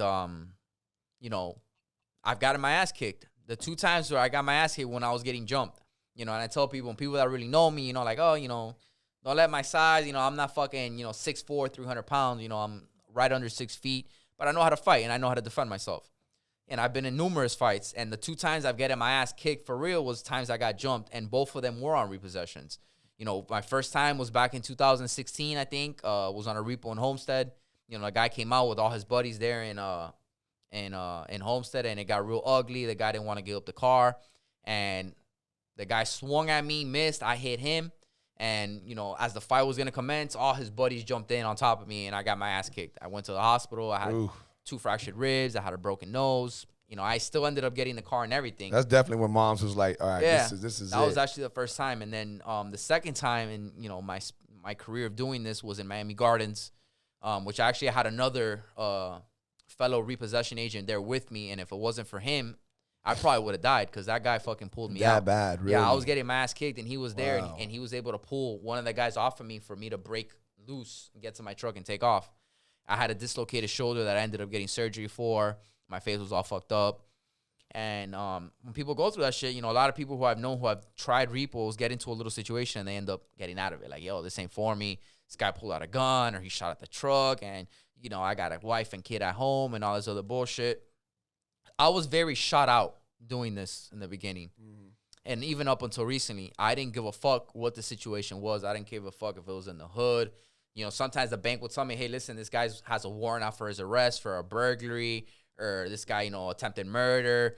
I was never fucking scared, I never said, oh, fuck, shit, maybe I shouldn't do this. Or again, that weird adrenaline rush, bro. It becomes a fucking... I was fucking shot out. And it did take me getting into some serious situations to fucking tone me down a little bit. Right. When I got jumped, coming back from that, going into my first repossession again, I was fucking shitting bricks. Right. I was scared as fuck because the last memory I had was me getting my fucking ass kicked by multiple people. Right. But before, I was very, it's in the hood. I don't give a fuck. Oh, they got guns. Oh, I don't care. I got guns too. I was very shot out. I wasn't scared of nobody. I didn't fear anything. I would just go and do what I had to do. And it helped me get to where I'm at. It helped me fucking knock out all these hard repossessions that other people don't want to do. But there are consequences of it. Of course, right. I did get jumped. I've been shot at. I've been in crazy fights. So I guess it's It's a positive and a negative. A positive meaning that I was able to, make a name for myself in this industry by being shot out. It comes with that young gun shit coming in, doing that there cowboy were definitely stuff. Consequences for it. Right. And obviously moving forward, like now, I got a kid on the way. You're married. I'm married. I got a kid on the way. It's going to be here in October. I got a stepdaughter that I'm also raising at the same time. So has my outlook changed when I go into a specific repossession as far as being shot out and saying, fuck it, let's fight, whatever you want to do, I'm about it? Absolutely. Of course. Now there's cars that I won't even fucking grab. I'll tell you straight up. Wow. Situations where like, oh man, like it's in the hood, they're looking at me, and I have a feeling that it's going to pop off. Yeah. I'll go ahead and avoid it. I'll say, fuck it, I'm not going to do this right now. Right. I'll try to get this car another day. Right. And being married and having kids and all that stuff definitely is is part of the reason of why my mind yeah. is set on that now. Because back in the day, I go, fuck, I was so shot out. I didn't give a fuck if the car was surrounded by 15 gangbangers and I was by myself. I was going in, and whatever was going to happen was going to happen, I definitely see. Why'd you stop wearing the vest? I still wear the vest. It's going to sound like a stupid reason, but yeah, it'll get hot and it'll get heavy and I'll fucking want to take it off and on. And yeah. I mean, I would say put it on right before you fucking do the do. But. And, my parents say the same shit. They see videos and I don't have it on, or times that it's been popped off and it's in the truck. So as far as, I should be wearing it on every single repossession, because there's times where you don't know what's going to happen. Yeah. I'll do 15 repos in Kendall, in our neighborhood, in the hood here where everything's usually chill and nothing will happen. And then I'll go to one in the hood and it pops off. But since I was so comfortable with the last 15, I didn't put the vest on, because I figured since I had 15 go right, number 16 shouldn't be an issue either. But you know what, homie? I would even, and I'm the least bit frantic and over the, too extreme with, measurements and whatnot. But I would go as far as suggesting, like, I don't care if it's 15 in Kendall. One of those 15 in Kendall might be somebody having a horrible day. Right. So, who knows what? The one in Publix. The viejo. That was the last motherfucker who I thought was going to give me a hard time. He was going to fucking AR you or whatever it was, and then he was going to stab you. Turns out he was actually a fucking retired Marine. So meaning he's about that fucking life. Exactly. He's seen some shit and done some shit where, stabbing a tow truck driver probably would have been like fucking taking out the trash to him. It wouldn't have been a big deal. That's horrible. Goddamn. Taking out the trash. That's the fucking truth, That, he might have been. Seen some shit and done some shit. This is secondhand nature to you, So it gets wrong. And the truth is, man, even though we're not, we're hopefully it seems like we're coming out of this COVID fuck shit and all that, bananas. Let's see what's next with this Russia thing. But yeah, right. People are calming down a little bit, just a little bit. But everybody's been stressed. Everybody's been going through some shit based upon the COVID influence and so on and so forth. And now, you just never know what kind of day somebody's having. I just, bro, again, think about the family, think about this, think about how many things you've been through. If you can just always keep that fucking vest on your passenger seat so that once it's, all right, it's time. I'm about to pull up, boop, boop, type shit, Put it on. Put that motherfucker on because you just never know. And get them GoPros, man. We definitely need those GoPros. Yeah, I need every angle filmed. Dude. Definitely. I mean, if anything, think about fucking the movie production behind it, if that works. But really, so it covers your ass on so many other different levels. Yeah, it's not just for the content of, social media and stuff and entertaining everybody. Definitely having everything filmed has definitely backed me up in situations with cops where the person whose car I'm repoing, they'll start fucking making up lies and, I was in the car, and as he was backing up, he ran over my foot with the truck, and, having all that in tape has definitely backed me up and helped me repossess some of these cars that I didn't think I was able to get. As far as from the side, just creating shit to fucking put it on social media to fucking have you laugh. And at the same time, let's be businessmen about it. It's also more great content. Absolutely. It is what it is. You got the fame that you got, and you did it with minimum effort. Now you're going to put some effort into it. We're going to get this video editor, fucking increase shit. People like that. People like that action. People like that real life shit. That raw shit. Yeah, they really do, because it's not on fucking True TV where it's being staged, and it's not by, a producer of Jennifer Lopez and shit like that, Correct. What's up, everybody? Just want to take a quick second to tell you guys thank you so much for all the love and support. We are officially into season 4 of the podcast, and I have an array of brand new guests that you guys are going to love. For now, enjoy the rest. Yeah, man, listen, Alex, at the end of the day, dog, we know that our world is in a dire place right now. I would say, pulling a little bit off the topic of your career, the world, you know, yeah, you go through a lot of shit. You go through a lot of crazy motherfuckers. You never know who's going through what. But the state of our world right now is not helping at all. Everybody's fucking stressed. Everybody's wondering what the hell is next. We went from this COVID, whatever, scandemic, pandemic, flamdemic, I don't know. Okay, I don't know. But now we got Russia and Ukraine. That's scary, dog. I don't even know. I think some people, I don't know. I want your take on it. Like we're not involved. We don't know what's right, what's wrong. We both have our opinions, but like, does it worry you, dog? Because I'm a gangster ass motherfucker, and I'm a little worried right now. I'm over here thinking this man might push a button because he's just like, oh, all y'all want to go against me? Fuck all y'all. Yeah, like, well, I mean, my opinion on it is like, you know, obviously, you know, I don't have a degree or a background on politics. I pretty much go based on what I see, what I read. I look for the facts, you know. And it is scary. Definitely everything that's going on in this world right now, especially with, you know, Russia invading Ukraine and all stuff like that. And me more, you know, bringing a kid into this world right now with everything that's going on. You know, I told my mom the other day, that's probably my biggest worry is, you know, everything that's going on in the world, not just here. What am I bringing him into? What am I bringing him into? You know, I'm 28 years old, you know, my son, my kids, you know, my daughter has a whole, you know, their whole lives ahead of them. By the way, how old is your daughter? She just turned 7. Okay. So, you know, that's scary for me, you know, of course. Wondering what they're going to deal with. You know, am I going to be able to provide and protect them if, you know, some shit were to really pop off? And you look at the bigger picture, like, you know, Russia invading Ukraine. And, you know, that's not just something that came out of left field because, you know, this motherfucker was bored. There's a bigger picture to it. Right. You know, this has been going on for a very long time. And nowadays, you know, war wasn't like the way it was back in the day when there was an invasion and there was, you know, hand-to-hand combat. Now everybody has fucking nukes. Everybody has this crazy-ass shit. You know, China with these EMPs and shit that can, you know, take out communications and, you know, a way to travel. So it's fucking scary. You know, it definitely, you know, brings worry into everybody's lives, wondering what the fuck the next move is. You know, is Russia going to do something against the United States? You know, there's more involved. Obviously, you know, they're trying to connect everything with, you know, Biden, you know, being you know, so corrupt with, you know, the Ukraine and all this. His son and those emails and the laptop and all this bullshit. It's like, you know, one of the worst things about what's going on, aside from how scary it is and, you know, the dynamics of this is war we're talking about. This is a possibility of nuclear warfare, which is even 10 times scarier. But we don't have any confidence in our sources. We have no confidence in the news sources that are telling us what they're telling us.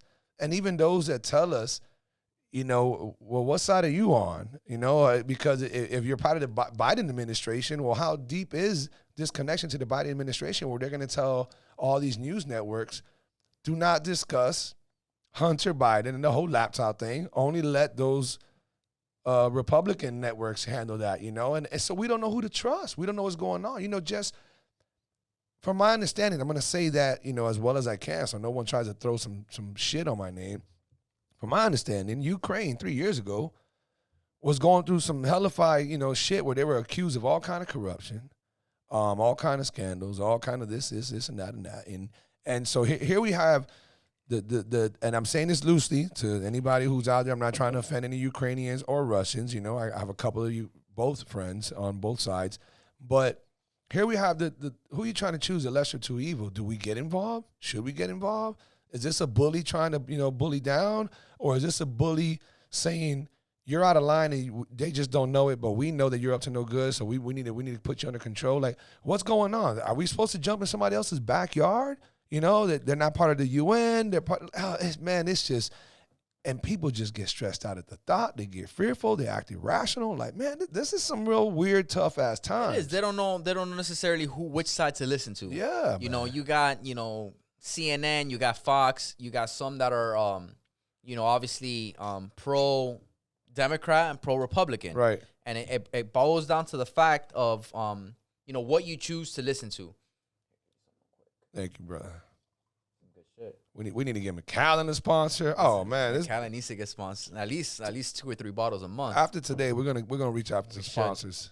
But yes, we don't know who to trust. We don't know who to trust. You know, you're looking at the news, and I think what fucks with everybody said is definitely the media. Sitting in front of a TV, all day listening to what the media's portraying, what they're telling you is going on, and you choose to believe it because that's all that's being fucking fed to you. A lot of people nowadays don't like to do their own research or really go into looking into the facts. Now, I'm a Republican. You know, I'm pro-Trump. You know. Well, the channel just got taken down. All right, there you go, right? You know, it is what it is. Everybody's entitled to their opinion. Of course, brother. Now, Hold your own. I'm pro-Trump. I voted for Trump. You know, I know people that disagree with it. They don't like it, this and that. I don't like to bring what you see on my channel and stuff. I don't post anything political. Good. You know, I don't post either pro-Trump or I don't post anything negative against Biden. Right. You know, I'm not a fan of it. I'm not a fan of him and everything that's going on, but I don't fucking dog shit him the way a lot of people do. Right. And I don't fucking boast up Trump like people do. Right. I'm very, you know, I believe in what I believe in, and I look at the facts, and I choose to go a certain way, but I don't push it or shove it down somebody's throat. Or just because you tell me, hey, you know, fuck Trump, I'm a Biden supporter, you know, I don't fucking whoop on my phone and start showing you all the bullshit that fucking, you know, Trump did or Biden did or this and that. I respect your opinion as a human being. And based on what you know and what you've been told, and if you tell me, hey, this is what I believe in, this is the route I want to go, hey, that's your opinion. Right. This is my opinion. I don't think there needs to be a battle or a fight because of it, or me and you can't be fucking friends or have a normal conversation because you see your political views different from my political views. Why does it seem like there's so few of us, though, that are like that? Because that's the truth. Unfortunately, there are few of us. Because the true reality of it is that we're more divided than ever. We're more divided than ever in our nation. And it's 100% leaning on whether it's Trump or fucking Biden, whether it's Republican or Democrat. And I just barely got into this shit. I didn't even know the gist. I didn't know the details of what made a Republican different from a Democrat. I really did not. And I got questioned by my brother and my best friend. And they say, hey, we're gonna fucking interview right now. We're gonna see what you are. I'm like, all right, cool. And they would just ask me random questions. And I literally went right down the middle. I went right down the middle. Well, that's Democrat. Okay, well, that's what I believe. Or that's Republican. Well, that's what in regards to that, that's what I believe. And it ended up being like 6 Republican votes to 4 Democratic votes or something like that. You know, I was down the middle. And it's just like, it's crazy that people are so, you know, well, if that's where you're at, then I'd rather not just go down this route, you know, because we've all chosen different routes. We've all have different beliefs. Religion being one of the biggest. And I'm an agnostic person. Matter of fact, last night we just had a conversation, and you're a religious person, and I'm not saying overly religious, but last night we just had a small debate within my family, and the debate was so silly. It wasn't an argument, but the debate was so silly. But it was my younger brother was saying, and then kind of like my older brother as well was piggybacking it. He says, man, I hate when people they feel weird about saying whether they're atheist or agnostic. If you're so agnostic that X, Y, and Z, you might as well just say you're atheist. But I feel like no one says they're atheist because they feel like if they say they're atheist, they're denouncing the possibility of a God, of a deity. But anyhow, it was funny that we had that conversation, but it's good that we're on a different level where we can have it. Most people couldn't even go that route. They just totally, you know, exile each other because of the difference in beliefs, and that's a bad trait. I'll give you an example, and I'm sure when she sees this, she'll probably give me shit about it. Oh, but shit. My sister. Okay. My sister is she takes it very personal sometimes. She can't have a normal conversation about politics, you know, her opinion on it, without getting upset. You know, we've been down that road before. I've seen it happen with her and family members, you know. So, you know, my mom was always very like, listen, let's not touch this specific subject or topic because, you know, she gets a specific way. Right. Which, you know, I love my sister to death. But she takes it, in my opinion, too personal sometimes, you know, and she rather just go ahead and leave the whole situation instead of talking about it. You know, you could tell me, hey, I fucking love Biden, this, and that. And I'm not going to be like, oh, you know, what the fuck? You know what he's done, this, and that. I'll be like, hey, you know, why, though? Tell me your reasoning behind it. Let's just have a conversation. Yeah. You'll tell me A, B, C, D, and E, and then I'll tell you my A, B, C, D, and E. And then if we can come to common ground and meet in the middle of like, okay, I agree with you, but I didn't like this, and that. Right. And then I'll tell you, hey, you're right. You made a good point, but I didn't like this, and that. Exactly. So you know what? We're on good terms. We had a decent conversation. At the end of the day, I still believe in what I believe in, and you believe in what you believe in. That's it. You know, some people can't have that conversation. They'll get fucking offended. They'll look at you differently altogether. Like, oh, this fucker is just living in a completely different world. People don't understand, homie. And it's kind of like on the war scene when it comes to war tactics, right? How do you defeat a giant army? you get them to split up. You get them to split up. That way they're not that strong. And I'm not saying that that's what's being done to us by other countries. What I'm saying is, like, why won't you think of the bigger picture? You're splitting us up when you're so hard-headed on that belief that we're going to all get weaker. We're all going to have issues. This is not good for our nation. This is not good for our future generations. This is not good. We should think opposite. We should unify. We should overlook certain things. We should lower that bar a little bit when it comes to these differences, because it's really splitting us up, and it's just crazy. I mean, I got some great friends that we just had the awesomest times. And if I even say a Trump joke, and I didn't vote for anybody. I favor Trump. I can't stand Biden, but I understand where people were, are flustered with Trump and why, and the things that he said and certain things that confuse. I understand all that, Again, I'm new to this shit. 100%. But if I say a Trump joke, I've seen people's whole fucking day get ruined and look at me like, really, Wes? And it's like, oh my God, really? Like, it's a fucking joke. It's a joke. It wasn't even that serious. I don't even care. I don't know where the guy's at right now. my wife is not pro-Trump. She voted for Biden. She's, in that sense and stuff like that. And me and her have never, ever had an argument or even a fight, anything remotely close to that, over our political beliefs. I told her from day, she asked me, I told her, she told me hers, and we made the decision, hey, listen, what you believe in, I respect. What I believe in, I respect, and I want to stick with that. And we've never had a fight or a discussion over it. We'll make jokes and shit. She likes to post a lot of political shit, dogging Trump and shit like that. Yeah. But it doesn't fucking bother me. Right. I have family members that fucking post pro-Trump shit, and they, my fiance, and they follow each other and all this shit, and then sometimes she'll even tell me like, oh, look what, so-and-so posted, or, oh, look what's, and it doesn't bother me. I'm just like, yo, I don't give a fuck. Right. I don't care. Right. What your opinion and what your belief in is yours. I told him, like, I've never, told you anything about, being pro-Biden and voting for him, even though I don't agree with it. And I look at the facts. And like, at the end of the day, it's my opinion. It's your opinion. There's no reason why it needs to get into a fight. It needs to get ugly. We got to stop being friends or stop talking because of what you believe in, which brings back to the reason of, why they talk about specific things you shouldn't talk about at a get-together, which is religion and politics. Right. They always say it, don't bring that shit up at a get-together, at a family function or something.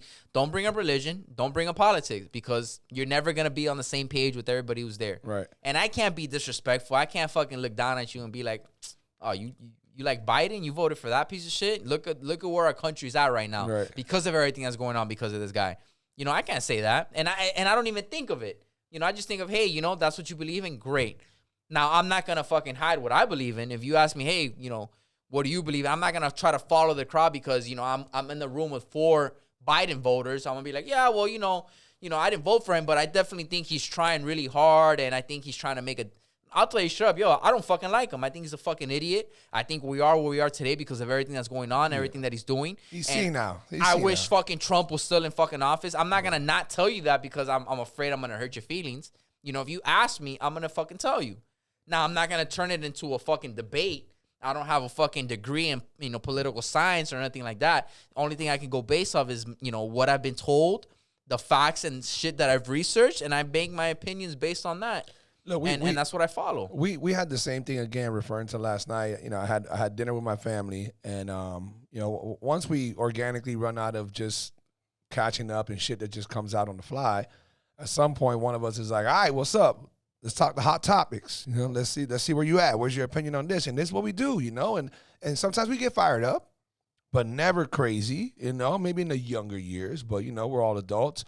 And we did talk about Biden and Trump, but that's an easy topic. But what we ended up going into was, of course, the slap heard around the world, Will Smith. So we started talking about this, and I thought it was pretty funny because when we talked about it, I thought it would be a topic that we'll get over quick, fast, in a hurry, Prince. Yeah, well, I just didn't think I didn't think the ramifications. I didn't think that the depths that we went into would come from that topic, but it did because we started looking at things way deeper. And anyhow, I want to ask you, what's your take on that? What is your take on Will Smith, somebody that, at 28, you should have somewhat grown up on him, even though he was more of my age era, but, I had so much respect for Will Smith. I'm not even gonna lie. I fucking watched Fresh Prince of Bel-Air. Past growing tense. up. Yeah, past tense, and you're gonna see why in a minute. You know, I grew up on, you know, watching Fresh Prince and all his movies. And one of my favorite movies was Hitch, which I'm sure you remember. It's probably one of my favorite movies ever. Comedy was fucking off the chain with him. Damn, cheers to that. I can't believe you said that. Right, no one ever says Hitch. I fucking love Hitch. Was my fucking favorite fucking movie. Yeah, man. Yeah. The guy's an amazing actor. Still, without so right now, without he's an amazing actor. Now, what he did at the fucking, you know, at the Oscars was fucking totally out of left field. I've lost so much respect for him. Not just as an actor, but as a person in general.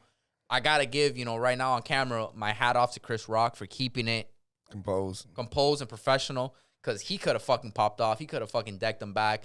He could have fucking made it into a humongous scene, and he did it. You know, he kept it professional. He knew that they were on camera, that there were millions of people watching, and he didn't want to make a fool out of himself. And he took that slap like a gangster. Like a fucking man, bro. Like, shit. Either Will Smith hits like a bitch, or Chris Rock's got a fucking face made of metal. And you're going to hear naysayers are going to say the whole thing was scripted. Yeah, a lot of people, but that was not scripted. No, it wasn't. No, I don't care what you say. I don't care what you tell me. That was not scripted 100%. That was raw, fucking unedited, not planned bullshit. That was a weird down. Emotional roller coaster that Will went down on. Now, do I defend the fact of a husband defending his wife 100%? Right. I've been out and I've had someone just look at my wife and I'm fucking ready to fucking go nuts, and they haven't even said shit. So did he take it way too far? 100%. For one, Chris Rock is a comedian.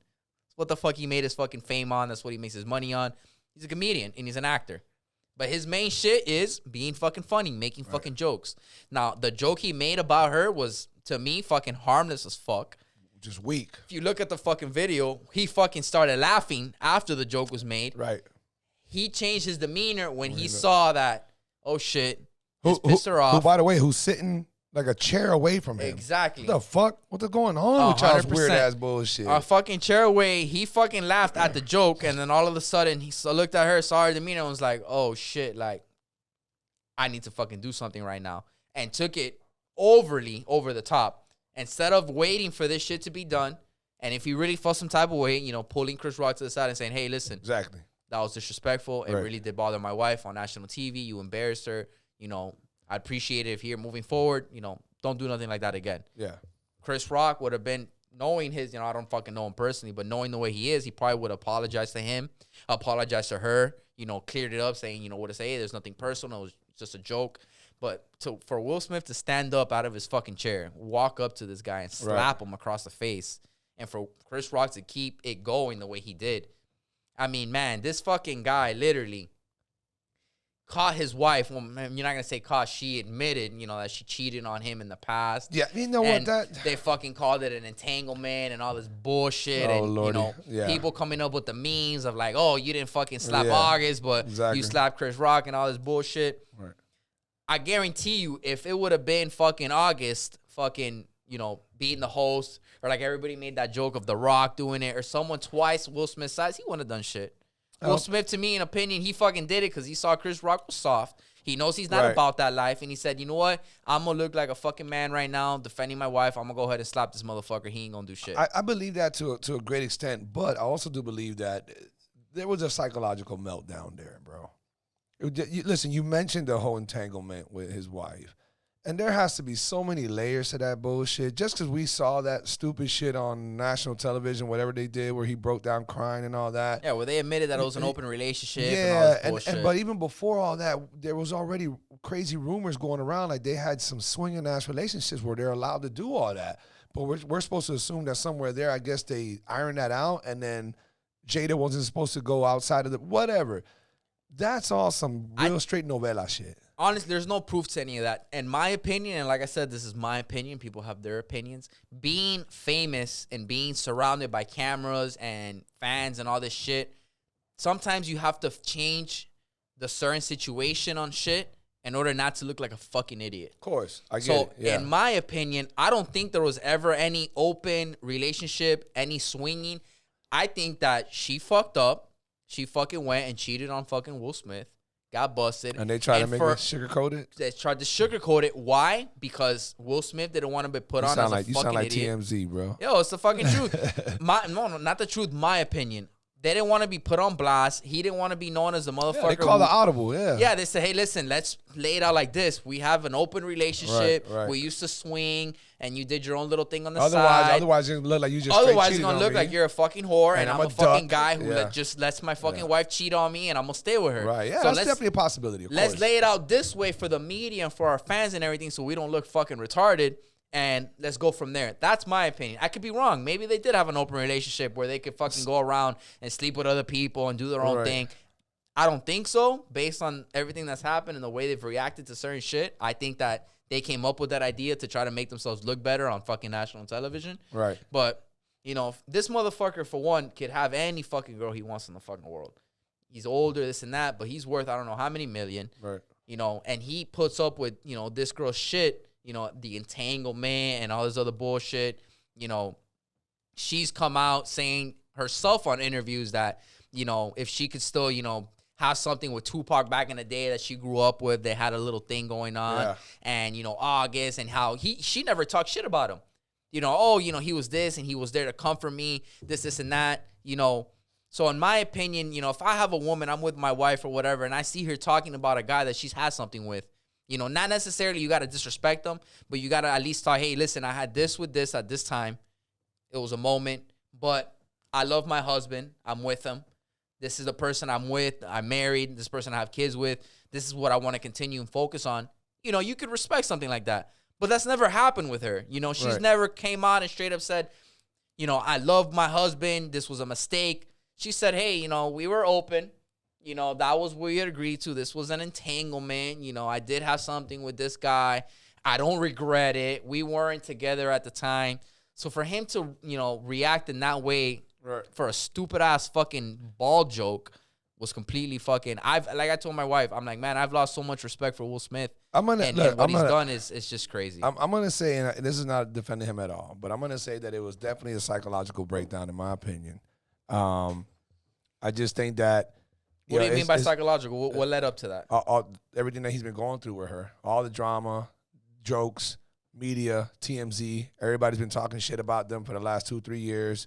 They've cracked jokes on him being a duck for putting up with her, this, that, whatever, especially when they had the interview. I don't know if he thought that interview was supposed to do something for them, and instead it just backfired. 100%. So I would imagine he's been on edge, this, and that, and that. And when Chris Rock did what he did, yes, now what you said is true. Oh, it's just soft-ass, small-ass Chris Rock, who I had some little dumbass issue with about 2-3 years ago, and it just all came quick. But he looked at Jada. He looked, like we said, he looked at Jada, and Jada gave him that look like, you're not going to do anything, you pussy? This is why I cheated on you several times. Exactly. So it was a weird meltdown that happened. Still, there's, you know, I guess the best way to put this is when you're in a position like that, such fame, such, you know, so many followers, so many, you're just idolized. You're idolized by a lot of people. Correct. You need to try your best to get your fucking emotions in control and not let something like that happen. If you want to get gangster, do it off camera, be professional, so on and so forth. He just could have handled that differently. You make a good point as far as him having a psychological breakdown, because it's not like he's new to this fucking camera scene and being put on, you know, the spot.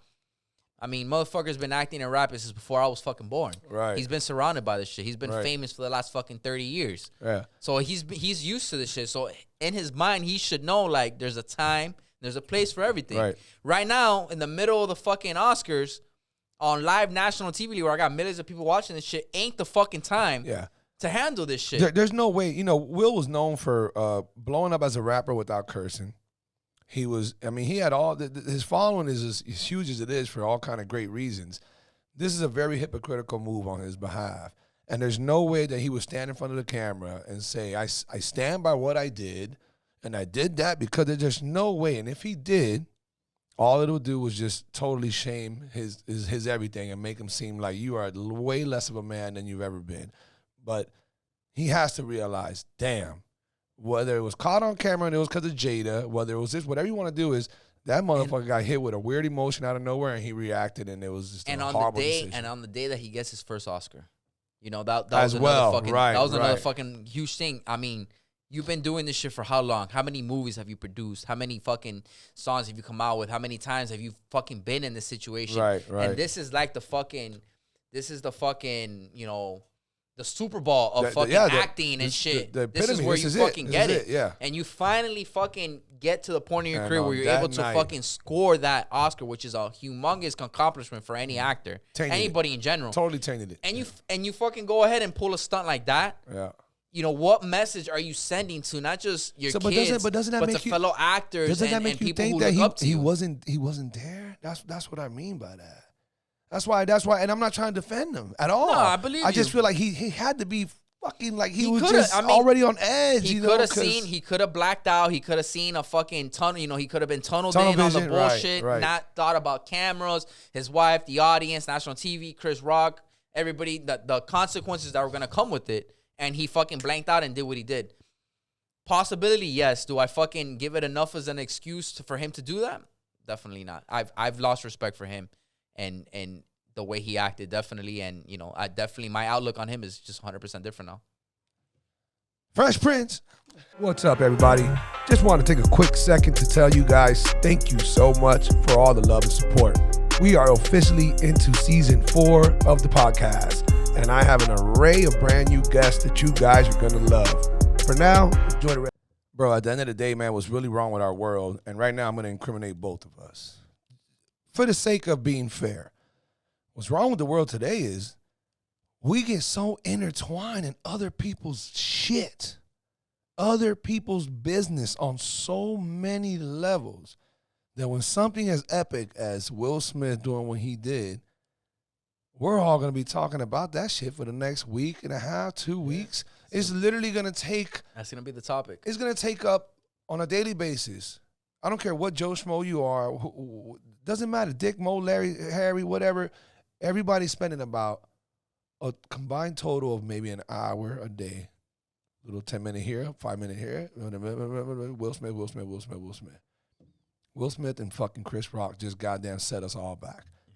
Because that's just how the world is. It's kind of like when you're in traffic, you're like, what is this traffic about? All you do is see somebody pulled over on the side by a cop, not even an accident. And you're like, I just went through 20 minutes of traffic because all these onlookers were being nosy. Yep. We're all always in somebody's business, man. It's crazy. 100%. But at the same time, if it wasn't that, you might not be as successful as you're going to be, bro, with your TikTok and everything else. Listen, Alex, I want to tell everybody again, I want to remind everybody again where they can follow you, where they can get all these dope-ass videos. If you guys, I'm telling you right now, my boy's going to be one of the hottest follows fucking TikToks and YouTubes. He just got to get the videos getting down. He's just gotten too busy. He's a family man now. He's got, his baby boy coming up and all during all this crazy shit in our world. But stay tuned because I'm telling you, he's gonna kick it up to another notch. So give us the platforms. Instagram is Repo Daddy. No, underscore, nothing like that. Underscore after the Repo underscore Daddy that's been my Instagram. REPO underscore DADDY. And that's it. And okay. That's been Instagram. My Instagram for TikTok since the beginning. TikTok, same exact thing. Repo REPO underscore Daddy. And then my YouTube is just Repo TV. Repo TV. All together. Those are my channels. And like I said, they're both blowing up pretty quick. I'm almost at 500,000 for TikTok. I'm a little over 50,000 and something for YouTube. And I'm at about 11,000 for Instagram. That's phenomenal, bro. I know you're going to do big things. I mean, more, it's not about the fucking social media platforms and all that. That's another, obviously another revenue. And you yeah, definitely. You deserve that income, and I know you're starting to get it right now. So that's good. I hope everybody watching can go support, follow him, follow all his networks, his channels, his platforms that support him. But at the same time, you're going to be entertained like a motherfucker because I'm telling you, man, this man be going through all kind of crazy shit and it's kind of fun to watch. It's very addictive. You see the danger he goes through. You see the reactions on people's faces and things of that nature. And I don't know that I want to tell him what do you want to tell people out there, but I think he wants to say pay your bills. I mean, the only advice I give to everybody out here in Miami, everybody watching this is, you got to stop living outside your means, man. Stop worrying about trying to impress the other motherfucker, trying to impress these girls that you don't even know, trying to impress your friends or people that just follow you to try to look cool, concentrate on, you know, what you're going to do in life. Concentrate on moving forward with your future and your career. If that's something you're trying to establish as far as being with somebody and, you know, building a family, or if you just want to go ahead and concentrate on working, that's fine and dandy. There's nothing wrong with that. But just stop worrying about trying to impress everybody that don't have nothing to do with your life. Buying these cars that you can't afford, you know, maxing out your credit cards, getting into, you know, bankruptcy, stuff like that for, you know, for nobody. Right. For all the wrong reasons. For all the wrong reasons. Concentrate on yourself. Concentrate on finding inner happiness. You know, you got to be happy with yourself before you can go out and try to make anybody else happy. Right. But, you know, a big problem now is, you know, social media. And, you know, you got to stop worrying about what everybody's going to think about you just because, you know, you drive a car that's 10 years old. Or instead of going, you know, to Texas or Brazil, you go to fucking Burger King. You know, you feel like you can't fucking live a specific way because you can't afford it. And that shouldn't be the case. Whatever makes you happy should make you happy. You should not worry about what, you know, Joe Blow is going to think, or what that girl's going to think of the car I drive, or, you know, the kind of money I spend or what I do. You know, as long as you're happy with yourself and you're building to something better, that's all that matters. Right. Listen, guys, make sure you go show your support. Follow him. And by the way, show your support. You see the T-shirt that I've been wearing. My apparel's coming out. Black Sheep Apparel is completely in the making right now. There's a Shopify store coming out. Get ready to follow me on Black Sheep _apparel_ on Instagram. But yeah, the movement's for real. And my brother's making the movement as well. So you guys show your support. Make sure you hit that like, subscribe, follow. Cheers, my brother. Thank you for bringing this dope-ass whiskey. And thank you for giving me such a great, fun podcast, man. Anytime, brother. Thank you for having me. All right, you crazy motherfuckers. We'll see you on the next one. Peace.